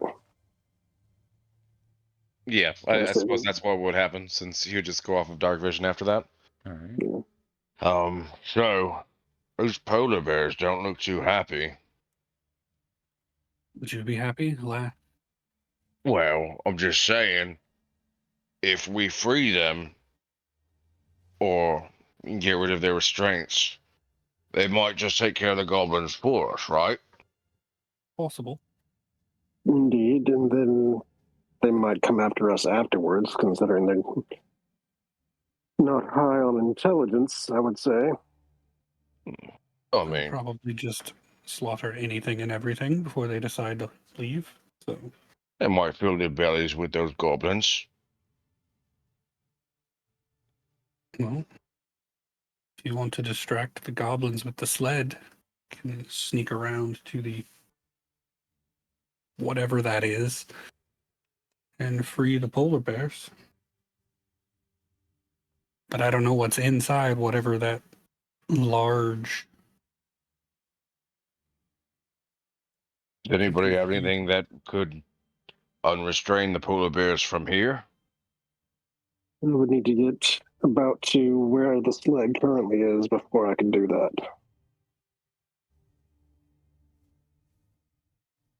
Is it's I wouldn't trust my aim with a javelin in this darkness. Nor at a rope to free a polar bear? Love a I'm throw. sure I'd hit something. Probably the polar bear.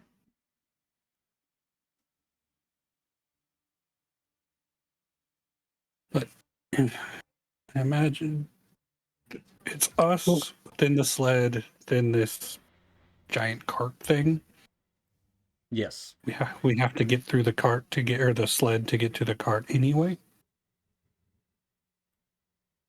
Perhaps we can start a commotion at the sled enough to take eyes off of the cart, and I can get to the polar bears.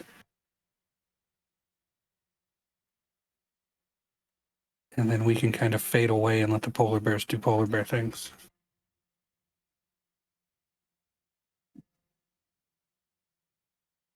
I mean, that Or we sounds can like a just good go plan in. to me. Oh, well, I mean, I'm not much for strategy. What say you? Not much for a straight up fight. So Would prefer If to it- slay the goblins and not have polar bears to fight. then we can free the polar bears after the goblins are dead. And perhaps they will attack whatever's in that carriage that might come out. Or perhaps we could parlay with whatever's in the carriage. But by rights, that iron should be ours. I don't believe the goblins care about rights. I'm just saying we are within our rights to dispatch them. We're well outside of Bryn Shander. Draxius looks at the Tinkerer and says, you were able to make the lantern light with your gadgets. Could you light the wagon on fire? Yes. I believe I could. Once we get close to the sled with the iron, I'll be within range to light it on fire.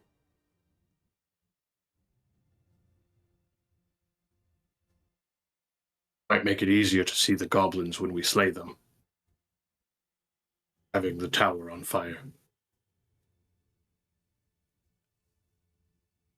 Could I look for a rock or something around the area? Like, do a little bit of digging.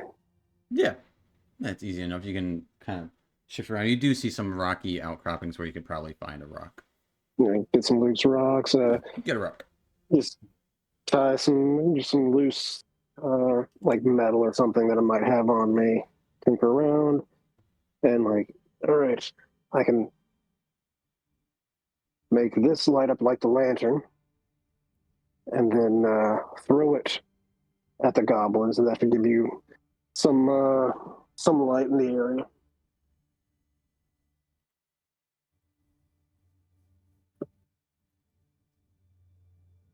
That way the light is not on us.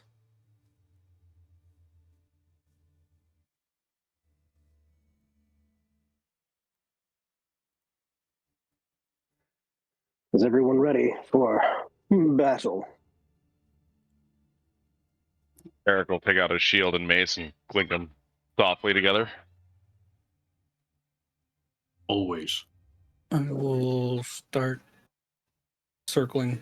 I'll try to flank and get an angle so I'm not coming from the same direction. Gotcha. Yeah, well, Not a huge I'll angle, but just a little bit. I'll sneak a little bit closer myself, and then throw my magically enchanted rock that's gonna light up at the goblins. Fair enough. And Eric will be hanging back since he is not stealthy. I have one quick question for yeah. Eric. In our short travel to Icewind Dale together, would we have been in any fights together? Would you have ever seen Draxius fight? I guess that'd be a question for Steve. I guess most of our travels do you would guys be. want to? There's harsh weather. You could have fought off a pack of wolves from the caravan. Like, there would be other people about. Can easily scare away wolves with numbers. I'll say probably casual fights, nothing serious. Okay, then this would be the most serious fight we've been in together. Probably, Yeah. yes. Okay, sounds good. Um, So as before we get into this, yeah, who's all selling ahead? Sevrrej is going to kind of stealth around to try and get a better vantage. So he's kind of flanking. And I think Nikvelm is just trying to get within reach of throwing distance to throw the rock. So right before like we ambush them, can I bless everybody? Absolutely. Okay. That will be your kind of like as in game mechanic wise. And you know what, for posterity's sake, I'm gonna bring you to a map. These goblins are very, and so some of you guys can't see the goblins. Some of you can. They're about here, if you can see where I'm pinging. Everything's black for me. How about now? There we go. I don't see any goblins, but I Yes, see. so they are here where Gotcha. and Nick Okay. Helm's pinging. You can kind of just see their silhouettes because there's no light here, and so if it makes sense, to the far you do see the other tracks with like the to the north here. And so Sevrrej is over here at the moment. These tracks would be the sled. Those are the sled with all of the goblins that you kind of see trying to push and pull. It seems like it's stuck at this moment, or the goblins are too weak. So you kind of do have a moment if you want to organize yourselves, and essentially you guys have the surprise. They are surprised the first round of combat. So if there's anything you'd like to do, we'll go ahead and tell you what, we'll roll initiative.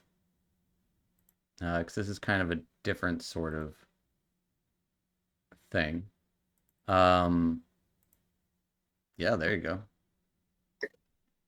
Wow. That's impressive. Yeah. All right. I'm Essentially, here too.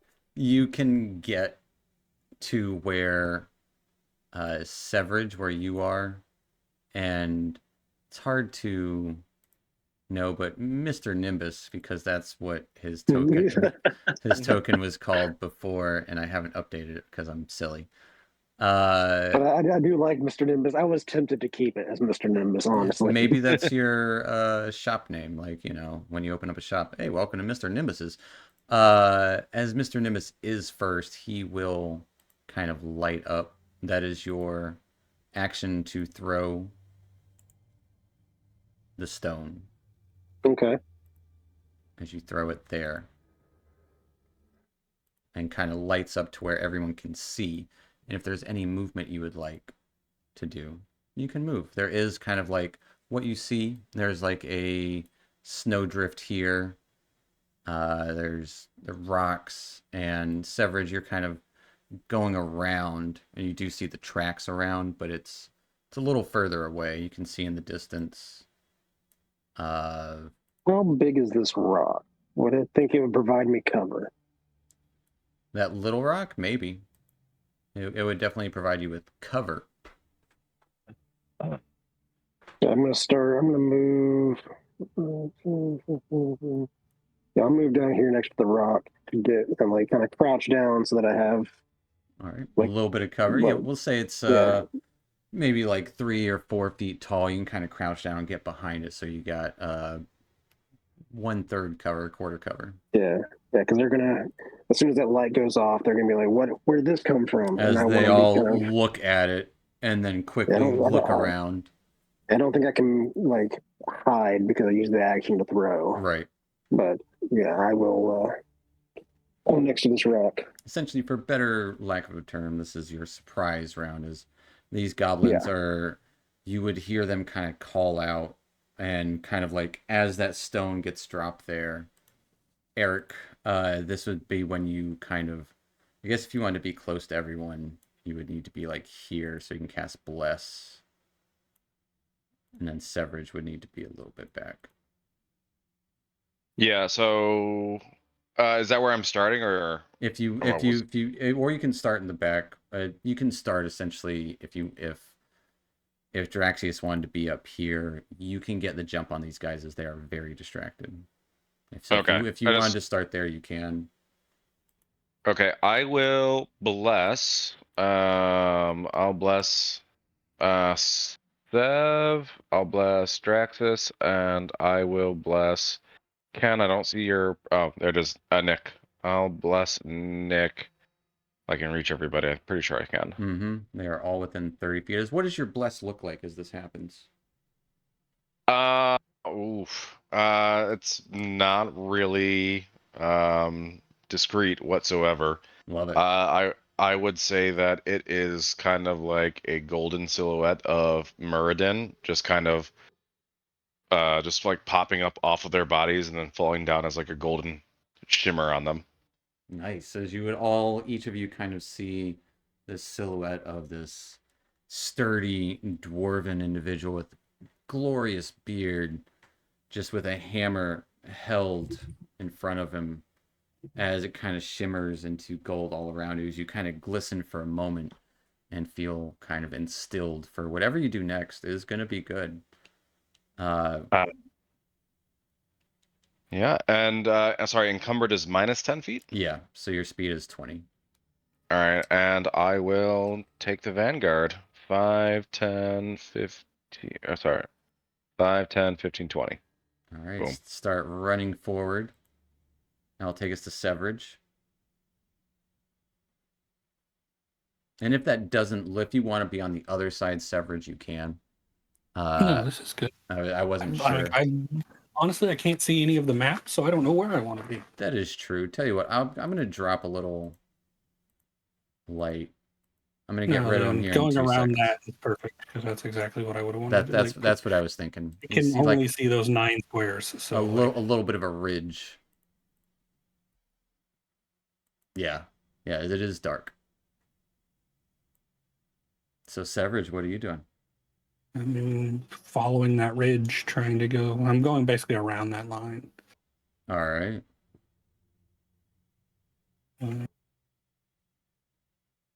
2, 3.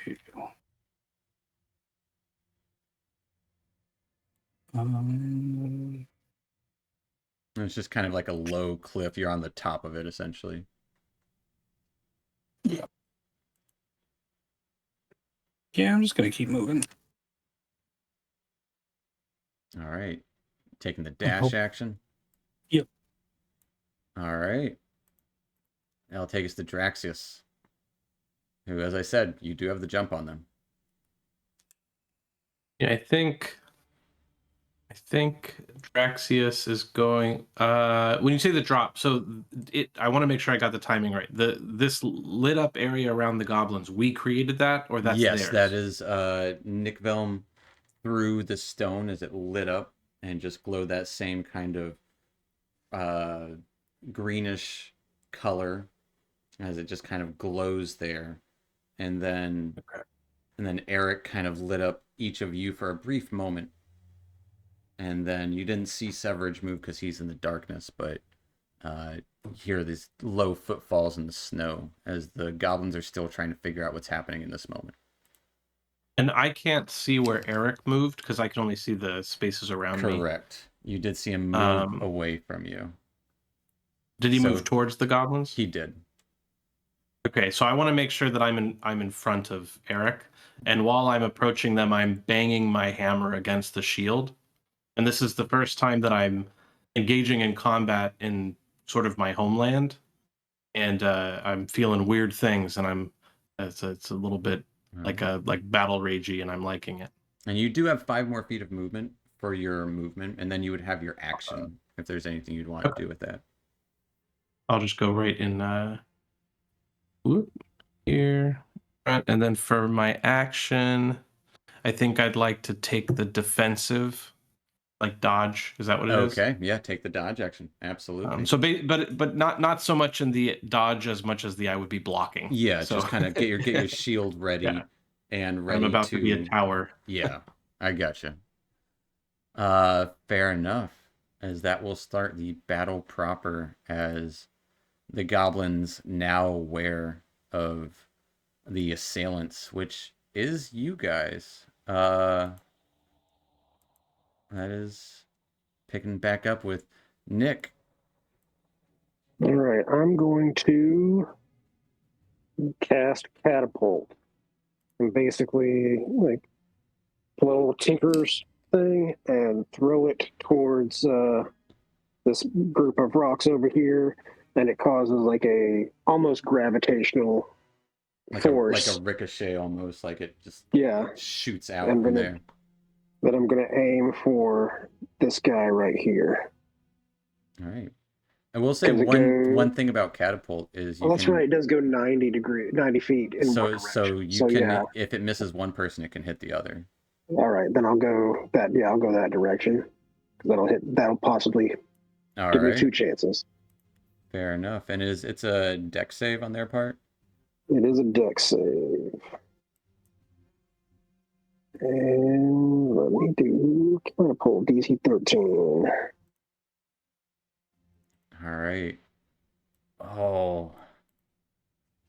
First one got a 21 as he looks over, sees you doing some magic shit, and then quickly follows the line of that your arc of magic goes towards the stone and quickly kind of ducks down, as the other one rolled a 5 as he gets hit right in the head as this stone that ricocheted just goes straight through his skull, blood splattering into the snow as he just drops right then and there.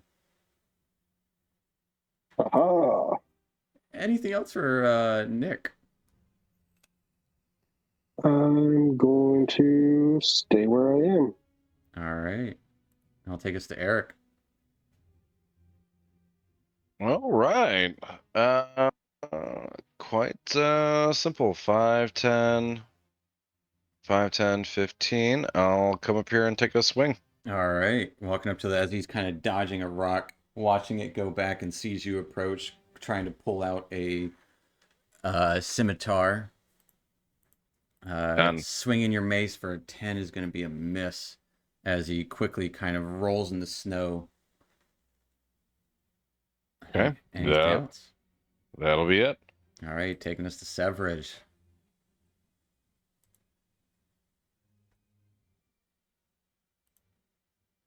My limited sight gives me limited options, so I'll just take a shot.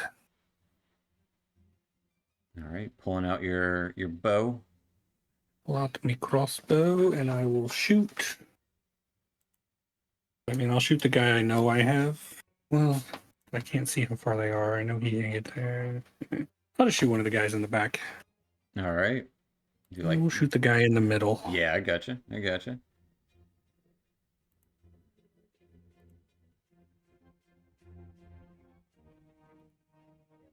Getting a 10 to hit. And you know what? You will still have 16. And it's blood. It auto roll damage. Yeah, you're good. And you will get sneak attack on that. Not that you need it, because 10, he's quickly scrambling to try and get cover. Yeah, you hit him. I also didn't check the bless box. That is also true. Eric, you didn't. You didn't bless yourself. You blessed everyone else. I blessed everybody else. I gotcha. So with a 16 to hit, dealing 10 plus points of damage, getting him straight into the chest as he lets out a goblin version of a Wilhelm scream that, ah! Just because. Fair enough. 18 to hit. Oh, it was only 11 damage. Only 11 points of damage. Still enough to kill out your everyday average goblin. And anything else for Sevrrej? No, I think I like my spot up here. All right. That will take us to the goblins. First one right off the bat will look to Eric and try to stab out at him with a scimitar, getting a 13 to hit. Misses. The others at the back will take shots as one of them quickly kind of pulls out a horn. You hear this low little roar as, yeah, you would see a light appear at the top of the other, the large tall cart, as you do see kind of like almost what looks to be a balcony of sorts at the top, like the top of a tower, but it is covered, has some hides kind of covering parts of it, and you would see a goblin at the top of that, holding a torch, peering out over into the snow. The other goblins will take one shot at each of you. As Sevrrej, I'm going to give you cover because you are up there. Getting a 12 to hit. Does not hit. Against Draxius. Even with disadvantages, you take that dodge action, ready to take a hit. You take a hit, as it got a 22 to hit, even at disadvantage. It rolled two 22s. As Lucky goblin. Draxius, you take 6 points of piercing damage as an arrow strikes true as you ready yourself, and it just goes right above your shield into your shoulder. And the last goblin is going to take a shot at Mr. Nimbus over there, getting an 18 to hit. Ooh, how much is that 1/3 cover give me? Or 1/4 cover? Plus 2 to your AC. All right, my AC is 16. So Plus that would turn 2. into an 18. So it just hits. Yeah. As you take 7 points of piercing damage. Ouch. As you got one of your legs kind of sticking out from the rock as you're crouching, and you just get an arrow right to the leg. As they will all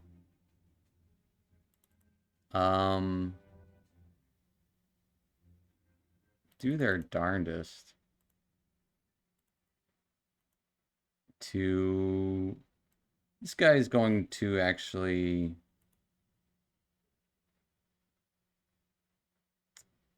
He'll hold his ground. Yeah. And the other goblins will kind of try and take cover around the wagon. In fact, one of them does disappear in the snow under the wagon, taking us to Draxius. All right, so Draxius is going to run. He's charging at the goblin that's in front of Eric. But as he's charging and screaming, he disappears and reappears right behind the goblins that are cowering behind the wagon. Okay. And he hits one of them as hard as he can. He kind of like Misty steps over here. Yep. All right. Did you see this cloud of... And I have the savage attacker. Yeah. So you can roll your damage twice whenever you... 18 will hit. So go and roll the Warhammer damage twice. And you can take that 11 as you slam him into the cart there. As the iron that is covered in snow is now covered in bloody snow. And he's just yelling as loud as he can to try to scare... I don't know if that's intimidation or anything, but he's trying to be as intimidating and distracting as possible. I'll let you do it at disadvantage, because usually using a skill would require an action to try to do so. But the 13 intimidation, we will see what comes of that.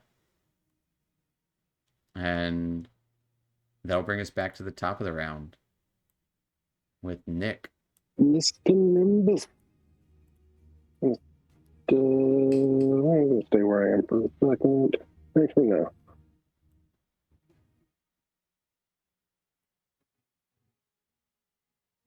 I'm going to step over here. All right, coming out of cover, running through the snow. Yep, and I'm going to firebolt this jabroni. All right, firebolting the jabroni.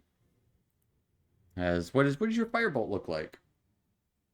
Like a section of my gauntlet, like would open up, and shoot out like a little spitball size fire that just gets bigger until it's like a softball size. Okay. Fair enough. 19 definitely hits. Roll me some damage for 1 point of fire damage as it turns into this softball and kind of bounces off the side of this goblin's arm, and he's covered in too much snow. He was like cowering down and like sees it hit him, like looks up at you kind of confused, like Dobadewa. Normally it's better than that. And that'll take us to Eric.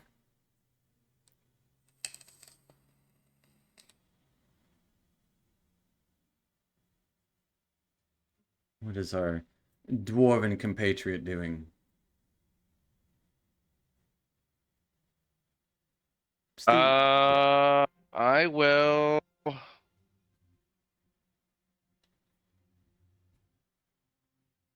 move myself between this goblin and Nick, and I'll try attacking again. All right. Oof. Nope. Your allies seem to be doing all of the Do you great still attacks. do you still have Inspiration? what inspiration? You do have yeah. inspiration. So Yeah, if you want to use it, inspo it. Let's do it. go for it. Nope. Nope. You're like, I could do better than that. You go for a second swing, and this goblin is kind of still confused at the fact that the Goliath just disappeared in front of him, looking for him and just like kind of nimbly, just by accident, dodging around your your mace. Blasted goblin! Stand still! Some of his hair singed by my firebolt. And he would just, in response back to you, say, "No." Taking us to Sevrrej. So I got a goblin that walked out on like a balcony with a torch. Yeah, essentially holding a torch, and he does have a little bit of cover. Actually, let me double check. He might not actually have that much.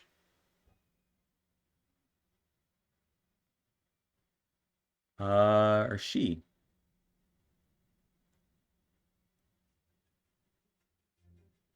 I don't know the way that opens up. As you kind of come out. Yeah, and then immediately backtrack. And kind of see that the light, as you're nearly in the light, not quite, but you are nearly in it, as you would hear some yelling coming from up there in Goblin.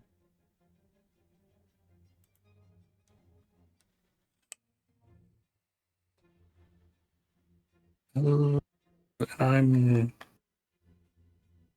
I elevated on both sides? Like, is this?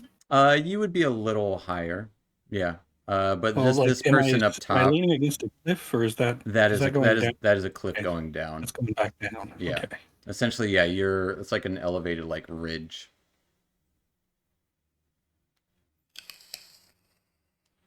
A couple of snow drifts and dead trees.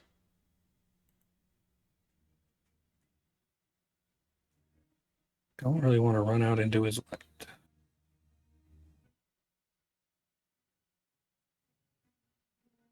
I wouldn't know how to get there.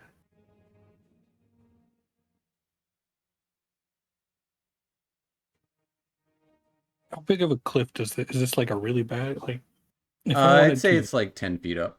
And like there's rocks like going down to it, so you can kind of hop down there if you want. Oh, if I wanted to hop down and go what is essentially north on this map? I would just say it'd be difficult terrain if you're traveling along the rocks, yeah. I will use the dash action and basically slide down this rock sides and get on the other side of this tree. All right. So that is actually a snowdrift there.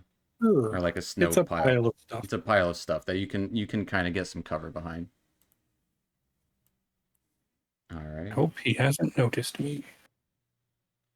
That'll take us to the goblins. As the one with the lantern says something, and just goblin just now away, and 2 arrows would come your way, Sevrrej. Unfortunate. I'll give you half cover though. Half cover? I like half cover. It's a large mound of snow. Getting a 16 and a 19 to hit. Those will both hit.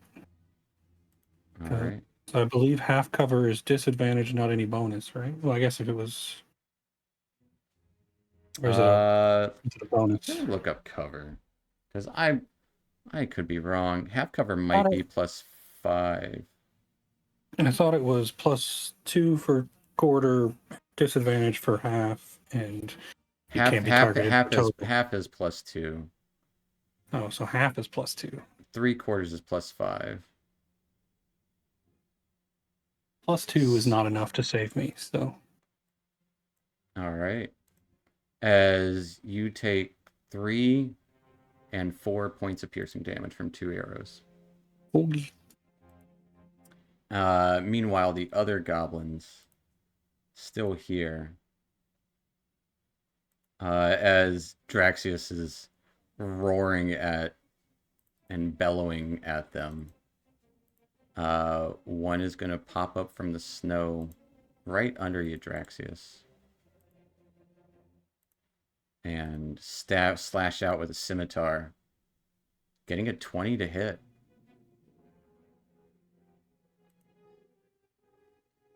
That's definitely a hit. I have only 6 left, so. All right. Well, it only does 4. Good.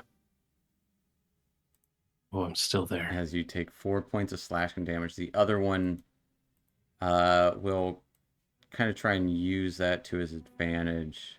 Actually, he got hit with a little fireball earlier. So he's going to run around and get behind Nikvelm and try to slash out too.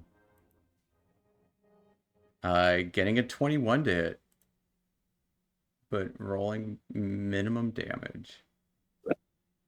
What's minimum damage? It's 3.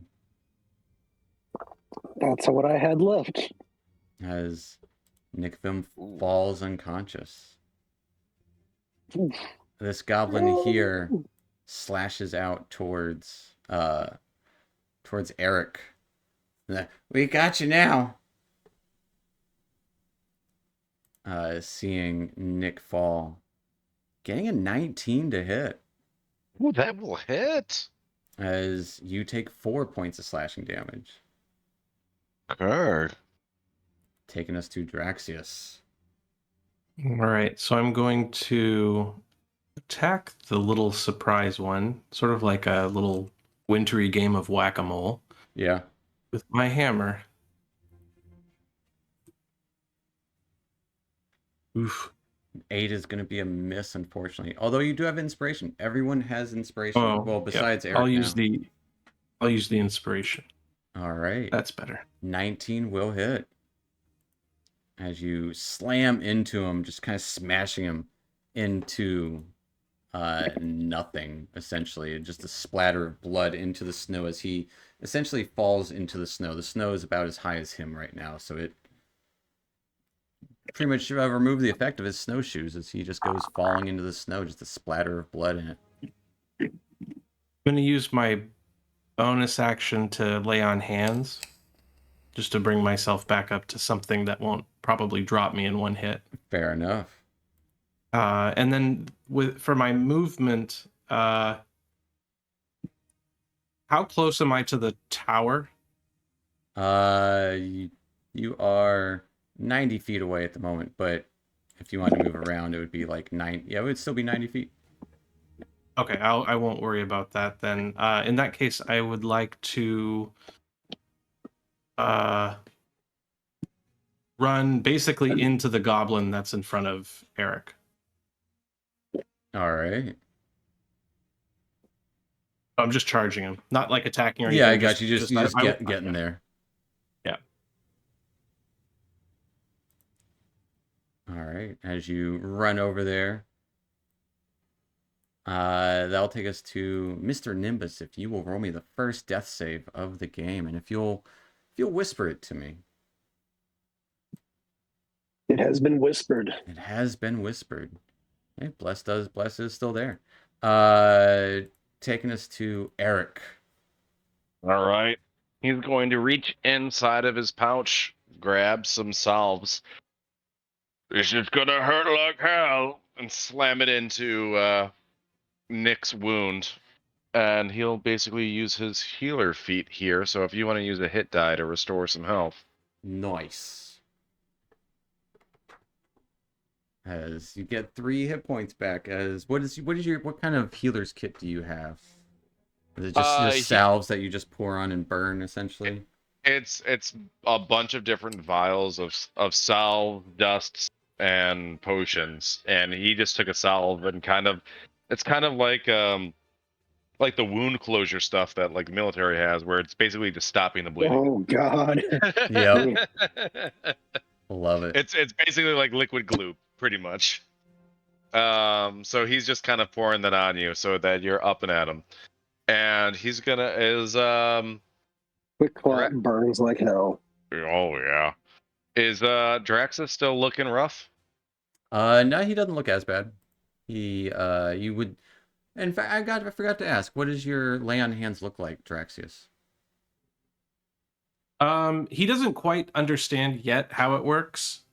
But he like grabbed his own chest, like he just slammed his giant hand on it, and his eyes glow a little bit. What color? Oh, pale white. Okay. With a little bit of blue, but it's mostly white. Fair enough. Very wintry. Oh, I apologize. I did not mean to interrupt that. No, the healer feat can reroll ones. Does that work for this? This works for this feat too. With the spell or with so yeah. So Nick, you can reroll that one.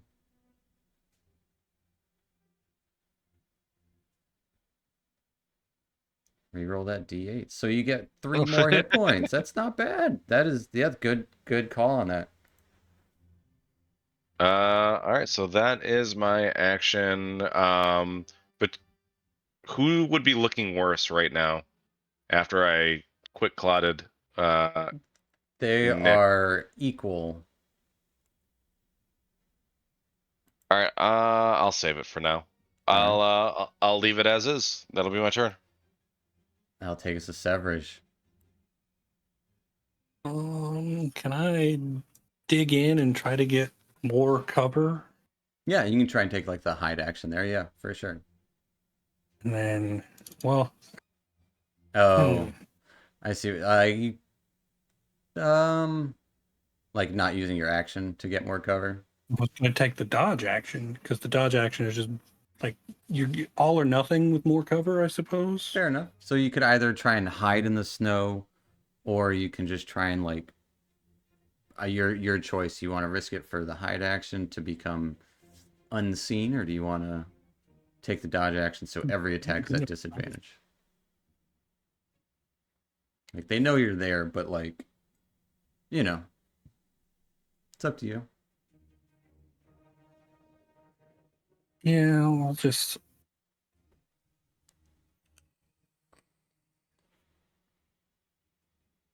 Yeah.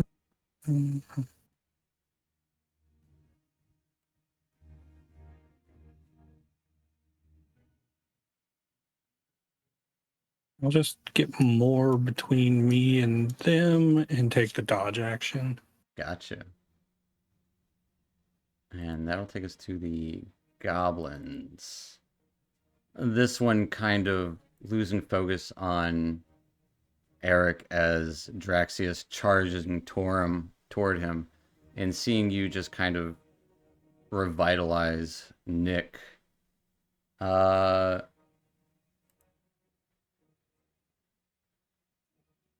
Look a little scared, but steel themselves for a moment as they seem like kind of give looks at each other, and this one's gonna run around Mr. Nimbus to stab at Eric, and the other one is going to stab at Draxius. with their scimitars slashing out. Getting a natural 20 on Mr. Nimbus. Or no, not on Mr. Nimbus. That would be actually on Eric, sorry. Yeesh. As you take 4 points of damage. It's standard. Rolled 2 1s.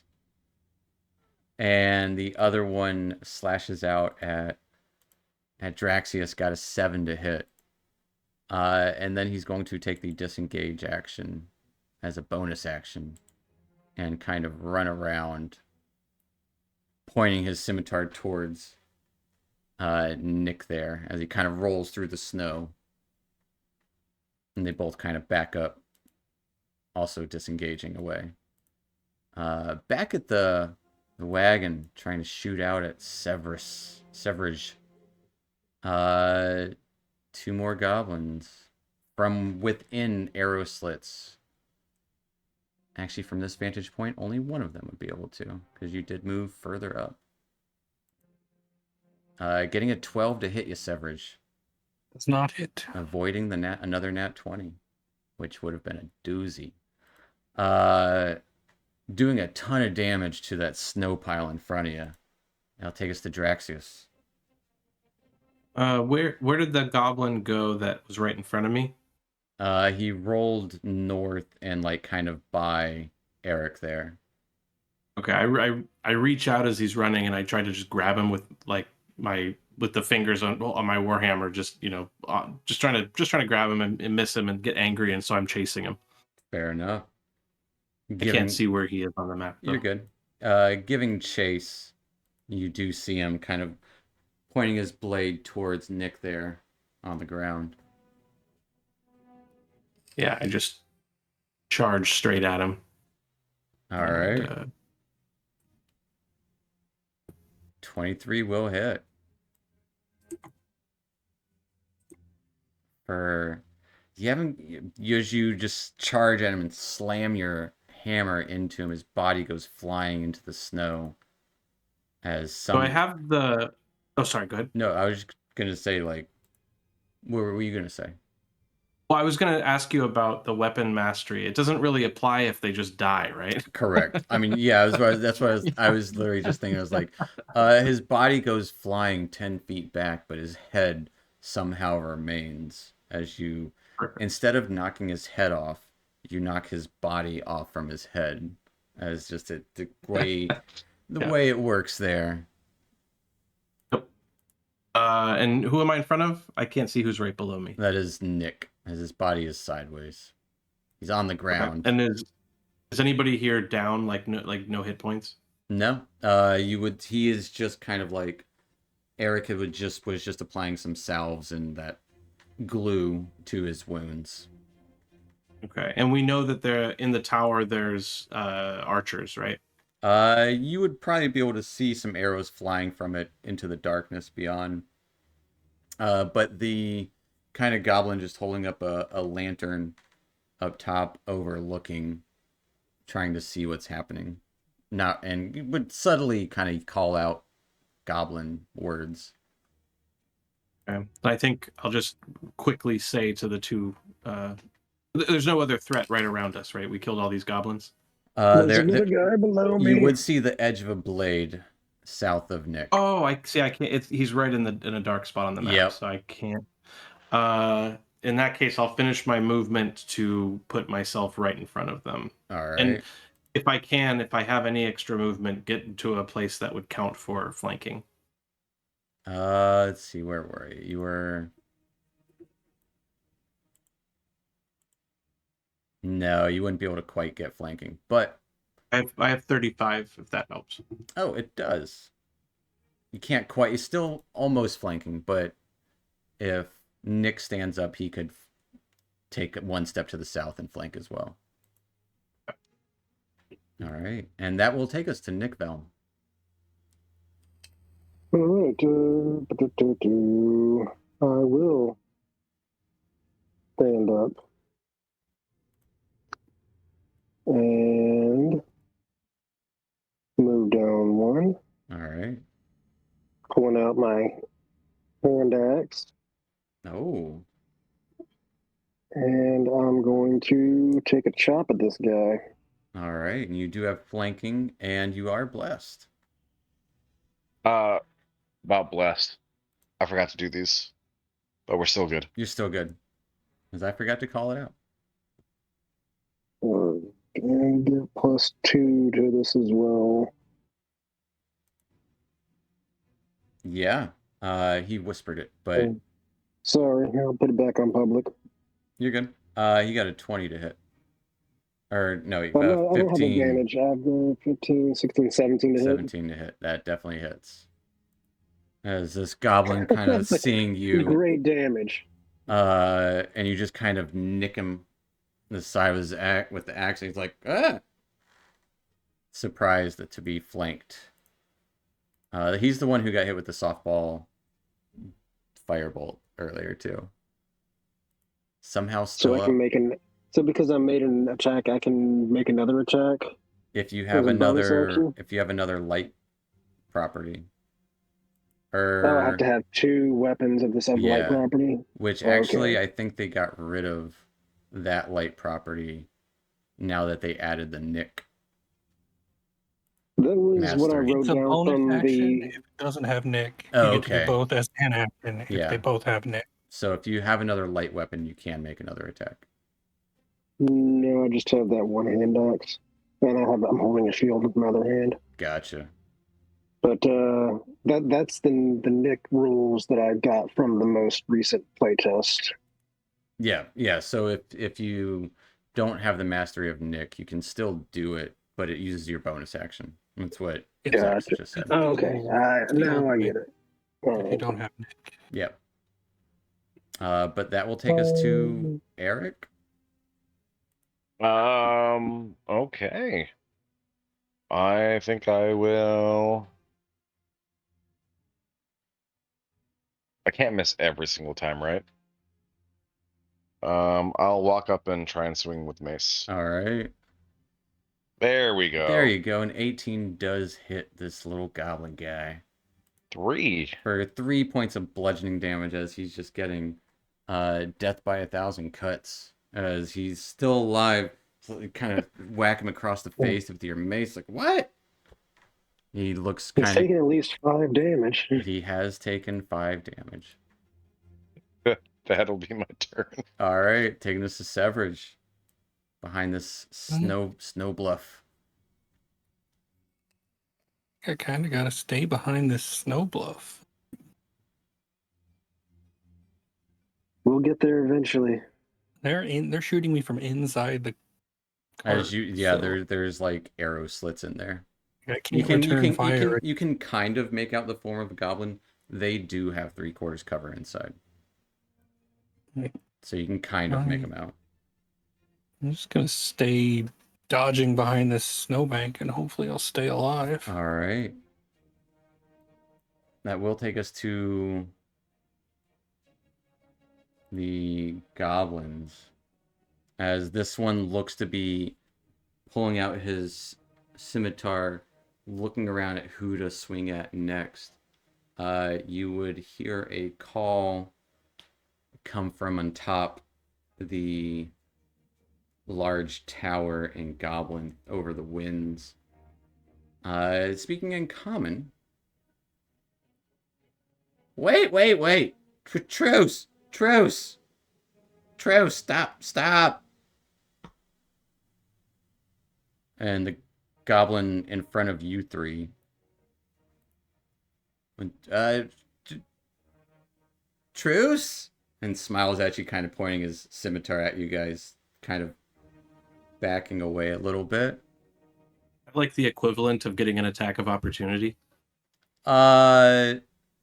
He's ready to roll out of the way. He's like kind of he's not holding up his blade to stab, just kind of like almost like shrugging with it. Yeah, Drax's response would just be, if allowed, to deal like subdual damage with his shield, sort of like just punching him with his shield. Well, you're up next, so that is your call. Yeah, that's pretty much his response. He wouldn't say anything, but he would just try to not. Yeah, if he accidentally kills him with this, then so be it. Well, I mean, But if you he's want to not do trying. if you want to do non-lethal, you can. But if you want to try to Yeah. end him, you can as well. Your call. As No, he just non-lethal. backs away. He's essentially taking the dodge action, ready to roll. I just if had to needed. remind myself that I'm playing a Goliath Paladin, not a Goliath Barbarian. So I'll do the non-lethal damage. All right. So roll me an attack with your weapon, but it is going to be an improvised weapon, so it's just going to do a D4 damage with your shield. Yep. So roll me a D4. And then we add 4 plus your strength to it. So plus 6. So it'll be 7 plus your so 10 points of bludgeoning damage, as that is enough to actually just straight up kill him. As you try to just knock him out, and as you do, you think you knock him out for a second. You'd hear that call come out from again. It said truce! And at this point, we can hop out of initiative for a second. Unless everyone wants to continue trying to fight.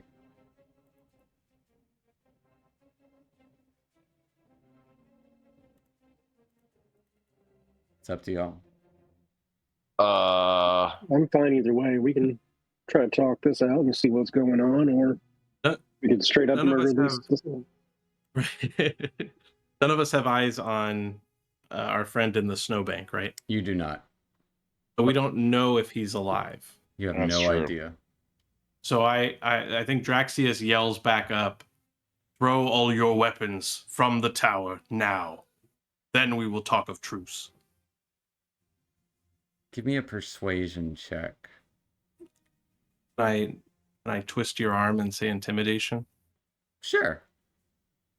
It's not. I mean, you're 3 times the size of them.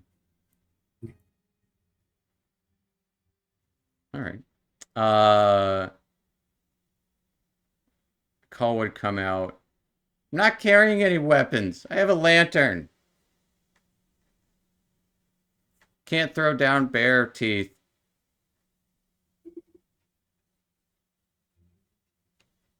Draxius looks at Eric. He's reached the peak of his intellect. I mean, it looked like arrows were flying from there, but I can't really tell from here. And Sevrrej, you would hear some talking goblin, and then you would see a few arrows fall outside of the arrow slit.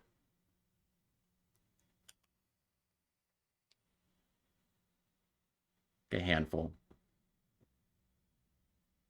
All right, shall we go parlay? Yeah, I think so. Nick, you good? Yes, quite all right. You sure you don't need any more healing? I think I'll be all right, and I will.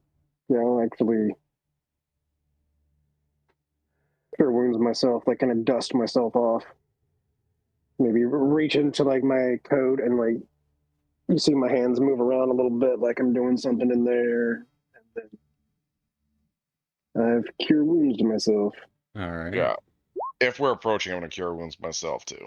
All right. As you guys kind of approach, you do see Sevrrej kind of taking cover. I'm gonna nearby. let them approach Okay. and stay back here for a second, and then I'm gonna do something with this goblin body. So both Eric and Draxius are approaching. Sure.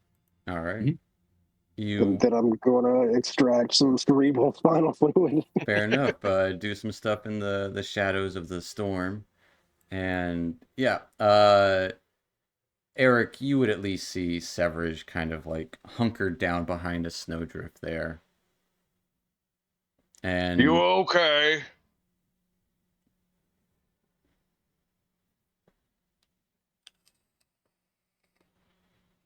I think he might be dead. I'm not dead yet. and the goblin call, we didn't kill him. And you can see this is getting a clear view of the goblin as it makes itself more easily seen, holding up a lantern. And you can see on its arm, kind of holding out, you do see a hawk, as it kind of has little ruffled feathers.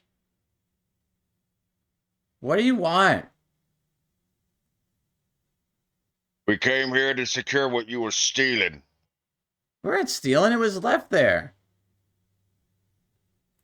Was it yours? We found it. You talking about the cart over there? That's stealing. What do you mean? You take what's not yours, that's stealing. How are we supposed to know? I thought they were dead. We saw a body.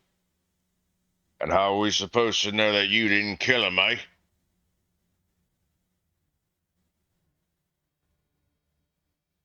Kind of thinks for a second.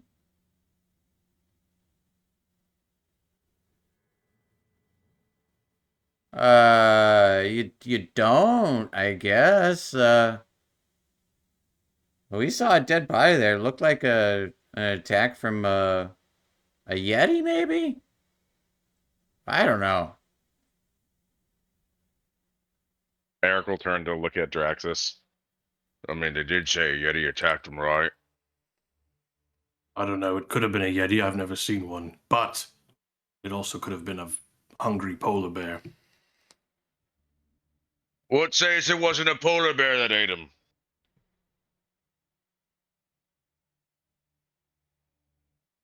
Well, they didn't. I didn't see him do it. So we just take your word for it, eh? Yeah? How do I know it's yours? We have a contract. A what? Nick!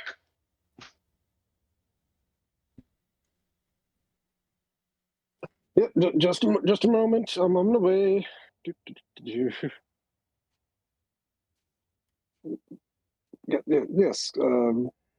We have a contract. It's in my pocket here, and it's this piece of paper that the party that mined the ore and ourselves have entered into us to retrieve the ore that they left on the road temporarily. What? You Why see, would they leave it on? There wasn't a road. Why would they just leave it? A path. They were attacked on the way from town, from the mines to the town, and they fled and asked us to retrieve their goods. How many did you kill? He kind of calls out, and she kind of calls out in Goblin. Dago?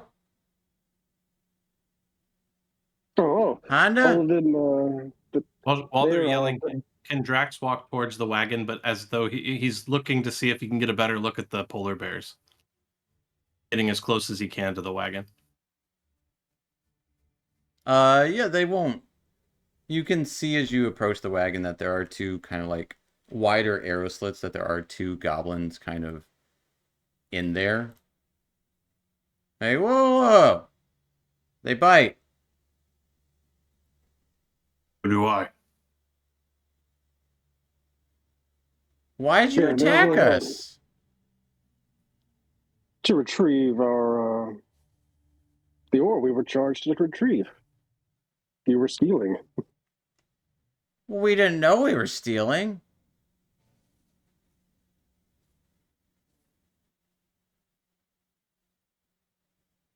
Didn't have to. Did you kill them all? Where'd they run?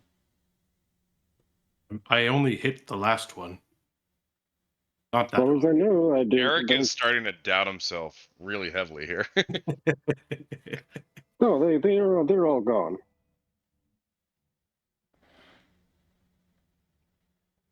I guess that's less mouths to feed.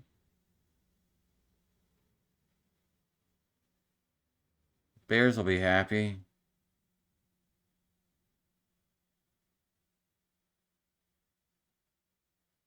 What do you want to do here? Oh, I just believe we will take the ore and be on our way. Wait. Wouldn't it be easier to pull the whole thing if we had this? That's what we were doing. Yeah. Yeah. I believe it would. So we just take this? No, that would be stealing. I wasn't talking to you. Where did you get this fine sled or carriage? As you're looking it over, it's very ramshackle. It is, in fact, I do have a picture of it. Okay. That's so cool. The wheels aren't that round. They're oblong. Yeah, it works, but it's, we made it. How'd you manage to enslave those bears? We didn't slave them.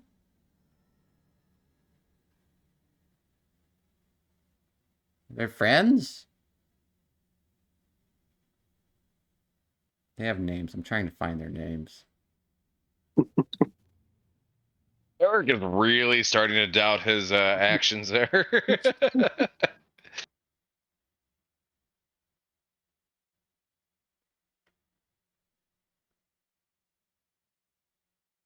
I guess take the, is it iron? Yeah, well, we shall take the iron and leave you be, I believe. Do you have any food? No.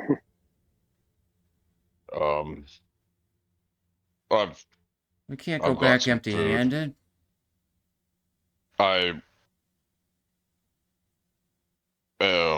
Here. He'll get within 20 feet and throw. He knows at least there's 3 goblins in there, so he'll throw 3 rations in there, I guess. You would hear some goblins speak as another goblin does come out, eyeing the large form of Draxius. Thanks, I guess. It looks up and kind of picks up the 3 rations and quickly runs back to the wagon.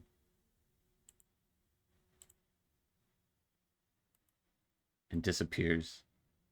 Well, where you mean go back empty-handed? Where are you headed? Give me a persuasion check.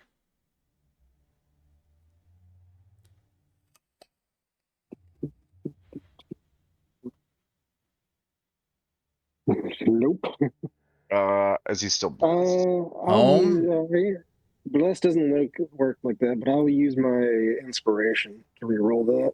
Okay. Isn't Bless ability checks too? Bless is just saving throws and attacks. Oh, saving throws, right? Guidance. Guidance is what goes. Yeah. There we go. 19 persuasion. 19. Home to Karkaluk?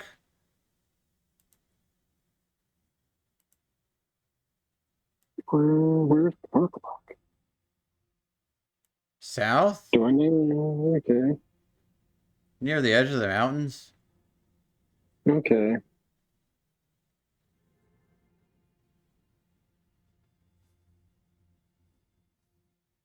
Quite a journey from there to here.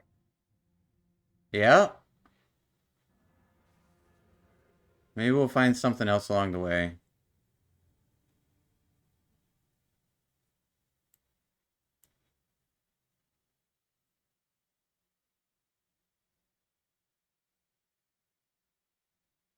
well,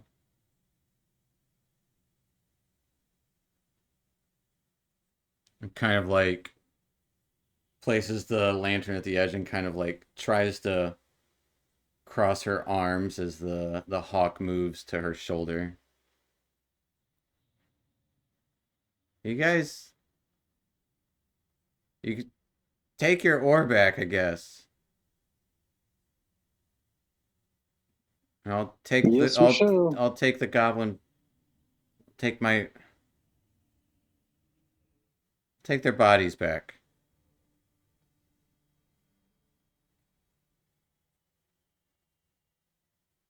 You hear some goblins speak from below. And she'll respond with like, whatever. It's fine. Kind of looking out to you all.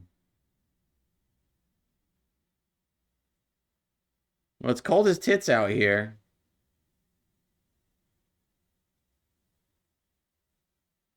Almost like she's just waiting for you guys to leave first. All right.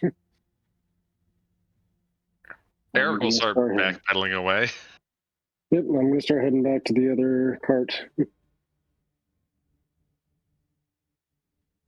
You would hear the groans of the bears. Yeah, Draxius like takes a couple more steps towards the bears just to get a really good look at them.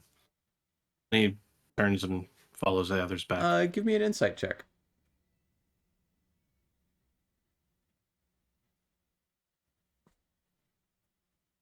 Okay. They look like